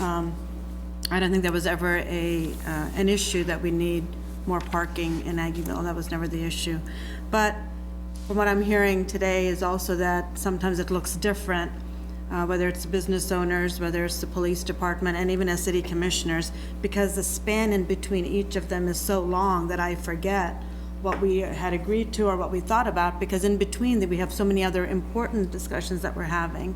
And the biggest issue with this also is the sales tax. You know, it didn't pass, and we have to see what to do about that, whether that's next year or the year after that, however that might look. And while I agree to these plans, we need to be very aware of the timeline of these plans, because we do have other expenditures, such as the levies, such as all of these other things that we were thinking about earlier. But in concept, I do agree with these items that are before us, and glad we're having discussion. I wish the discussion memo was a little bit more lengthy, because like I said, I remember bits of it, but until, you know, Director Butler came up here and told me about the space for RCPD that was not even on my radar until it was referenced one more time. So I'm glad you brought that up. I think that is key to our discussion. We discussed having it there because it would be more convenient. So future discussions, I'm sure, will bring that forward. I'm not sure it was a typo or what the error or the discussion was on that piece. But I do appreciate the dialogue we've had tonight. I hope we gave enough information for you to move forward, but at the same time, future commissioners that are going to come on here are going to discuss this as well, and that timeline is going to look different because we do have a lot of items on our plate right now, and we don't want to commit as far as this is going to get done now and now, even though the garage is going to take up a couple of years and we're going to have the TIF district, but we don't have any revenue coming in right now. These are all just nebulous features right now until all of this happens. Basically, the hotel is going to go up sooner than later, and that's going to be a critical piece as a driver for some of these concepts that we're seeing tonight. So thank you for presenting this evening, and long discussion, but a good discussion. Jason, can you comment, is the mayor's understanding of the his conversation with Ron correct? Regarding the police station? You don't mean the conversation correct, you mean is the action correct, I hope. The what? I thought you said you referenced a conversation as... Did, but... So that's what I'm asking. Okay. Now I see what you're saying. Not to call it, I understand. Has it changed since when Ron discussed it with the mayor? RCPD's presence in the garage from a staff perspective has maintained itself as very important. The conversation about how much space has been in question. Conceptually, when we were at the pavilion October 23rd, we had roughly 1,800 to 2,000 square feet for the substation and another 2,200 square feet for training facility. The training was a reference to the potential for RCPD to use that space in the immediate future once constructed for operations. A number of different ideas that they've come up with for training. The use of that space for training has been commented on since October 23rd. Some of you may have received comments. I know our consultants have received comments, city staff has received comments just about that training space and what it's going to be. A lot of the reactions that we heard were just that potential for RCP to grow, have a larger presence in Aggieville, and some of the negatives that folks have in association with that. Most everybody that we have talked to understands moving the substation off of Morrow into the garage is a good idea. It's just a matter of how much square footage do we dedicate towards it. As at this point in time, I think conceptually we've had them, like I said, 1,800 to 2,000 square feet. I think that's going to be agreeable to RCPD. We haven't had the opportunity to really sit down with RCPD since the 23rd and talk about the training and whether or not that's a deal breaker.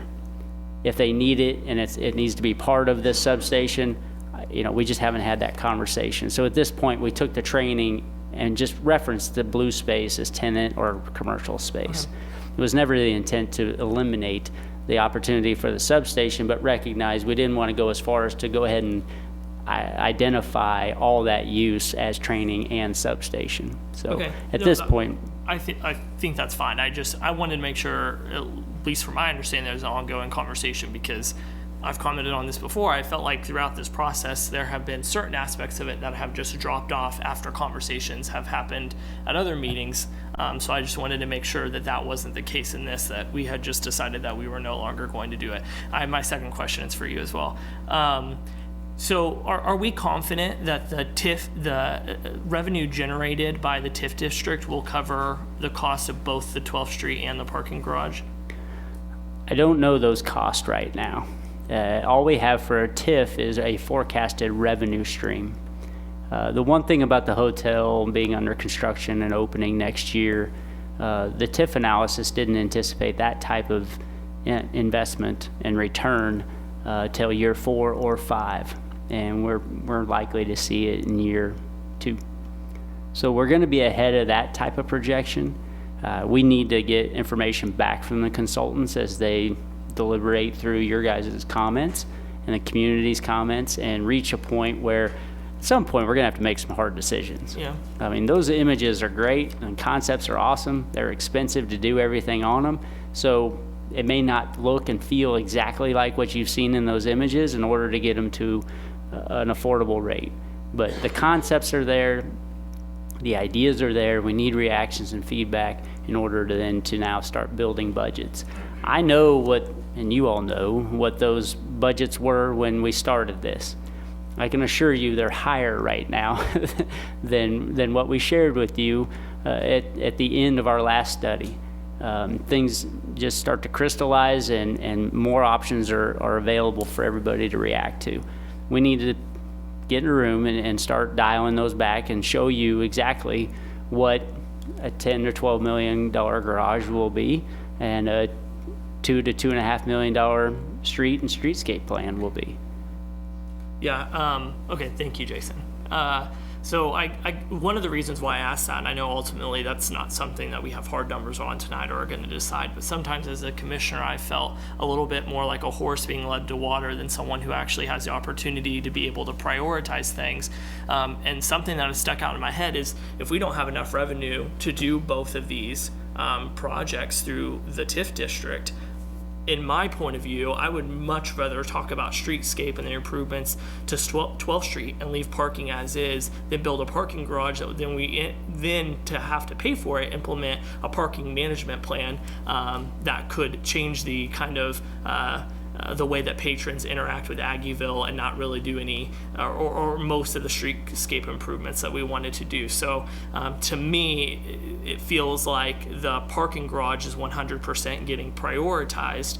And I would just hope if future commission comes to a point where they do have to make a hard decision between maybe one concept before the other to see how revenue plays out, that they're given the opportunity to do that rather than saying, well, we're so far along on this concept that we should probably just finish it, because I felt like we've been put in that situation several times throughout this. And the last thing I'll just say about Aggieville is I do think that we have somewhat of a responsibility to create a district that that maybe doesn't look exactly or caters exactly to what it is today, and think about what it might be in the future. And I say that to the comment on, maybe we're overbuilding from what's already there, but I think when you make opportunities available for people to live and play in that district, they'll do so. And I think we have seen examples of that with the multifamily buildings that have been built directly adjacent to Aggieville, who have been very successful and filled up very quickly. And so throughout this process, I think another thing that maybe we haven't focused enough on, and maybe it's because we're not quite there, is there's infrastructure improvements that we need to make, but we also need to start having conversations about how can we encourage the kinds of businesses that we want in Aggieville and encourage the kind of housing density that we want in Aggieville to actually be there. I think especially on Bluemont, there are some clear properties that do not fit in to the overall scheme of the district. And so things like how can we make sure, or how can we prod along with this infrastructure development and all these exciting things that we're doing, kind of changing in some ways the makeup of what Aggieville is today to what we want to see in the future. So sometimes there has to be a balance between catering to the current and looking to the future, and sometimes I think that a detriment to ourselves, we cater a little too much to the current and aren't kind of dreaming a little bit big enough, but I do realize there's a balance there. So obviously those are all decisions that a future commission will have to make, and I can't wait to come back in 2, 3, 4, 5 years and see an amazing, vibrant Aggieville that I can get to sit outside and eat. So good luck. Yeah, my only concern, again, Commissioner Reddy already mentioned it, which is, how you're gonna fund this thing. And, I looked at the TIF, we don't have the sales tax. I'm not gonna vote for property tax to build this thing. So the staff needs to figure out what you can do. Now, I understand the water line's gotta be replaced on 12th Street. So clearly, we gotta put that water line in, so that means that 12th Street, you're gonna have to do something. But maybe not to build the whole thing, but at least phase in the pavement piece, because it's dumb to tear that up twice, clearly. So maybe there's some options there, and then I don't fully agree with Commissioner McKee on the garage. That's the catalyst. That's the whole reason we started this. And so, money's got to go into 12th Street because of the water line, But the garage is got to be built in some fashion. And so that means the majority of that TIF money probably has to go there. And that's the challenge. I guess we'll see some options in February. Linda? I think this commission is committed to the parking garage, and we adopted an Aggieville vision plan. And so we're just been inching up to it, and finally we're there, and we have to take some action. I kind of feel like we're long on the street and landscape and short on the parking garage detail, but that's tonight. So in February, we will be front and center with all the information. I do support the extra stairway. I think that we want, because that strip mall is there now, it may not always be there, but if building this garage is going to be there a long time. And so as we think about how Aggieville, or the edges of Aggieville can change, we need to accommodate that future growth also. So I would support that by way of feeding those businesses. And I want Aggieville to thrive. And so I think we're on a path. I want it to be as sustainable as possible. I think that's what we set out to do. At least that's where I thought we were going. So this finance discussion in February will be critical to whether it's sales tax, TIF, whatever, enterprise zone, whatever it, transportation development district. I mean, we have lots of options, it would seem. I don't know what can be done, but we'll know more then. Sorry, I just have one more thing to add. I think either in late December, I don't know, maybe we have 2 meetings left, I'm not sure, before you step down, or in January even. Before February comes, I want to see a timeline of all of these projects. I don't want to see them individually at a time. I need to have a comprehensive idea of what our plan is as far as revenue, or where are we getting the sales tax, or what are we going to do now that it didn't pass, because there was a lot in that sales tax, and because it didn't happen, instead of seeing these isolated and committing, I'd rather have a full discussion, a lengthy discussion about a plan. What are our options? We don't want to go skyrocketing into debt because we've committed, and I don't think that's what our community wants us to do either. If we're talking about the levee, the North Campus Corridor, the airport, Aggieville, all of these are important priorities. But where do we fall as a city commission? And what are the revenue sources? What are our options? What is it we absolutely can't do? What is it essential that we absolutely must get done, like the levee? I need to see those items in a timeline of some sort before, like I said, before we start committing, because we commit with good intentions. And we want to fulfill those intentions because it is good for Manhattan. But at the same time, we need to be realistic about our revenue sources.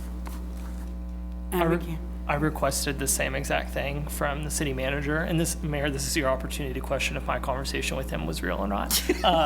But he said that was the goal for goal setting, your goal setting meeting, so yeah. I said I wanted to see it a little bit, because I didn't want to rush it right after the For sales tax sure. were done, but the new commissioners coming on, I felt like that needs to be a discussion we needed to have. But because we keep referencing February, I don't want us to forget all of this other stuff that we need to be thinking about. I had the same issue, and I've talked with the city manager too, about the need for the commission to start talking about what are we going to do with these projects and the money that we're going to have to, what they're going to cost. Instead of each meeting being fed, oh, here's a project, and here's a project. And that's how I mean, we've only had 2 meetings, so it's not like it's gone on a long time, but I could see it going on a good long time. So I think the sooner we have that discussion, and I don't know about goal setting. I'm not so sure that goal setting is the time for us to have the discussion. Goal setting is after we've settled a few things and can then weigh what are our priorities.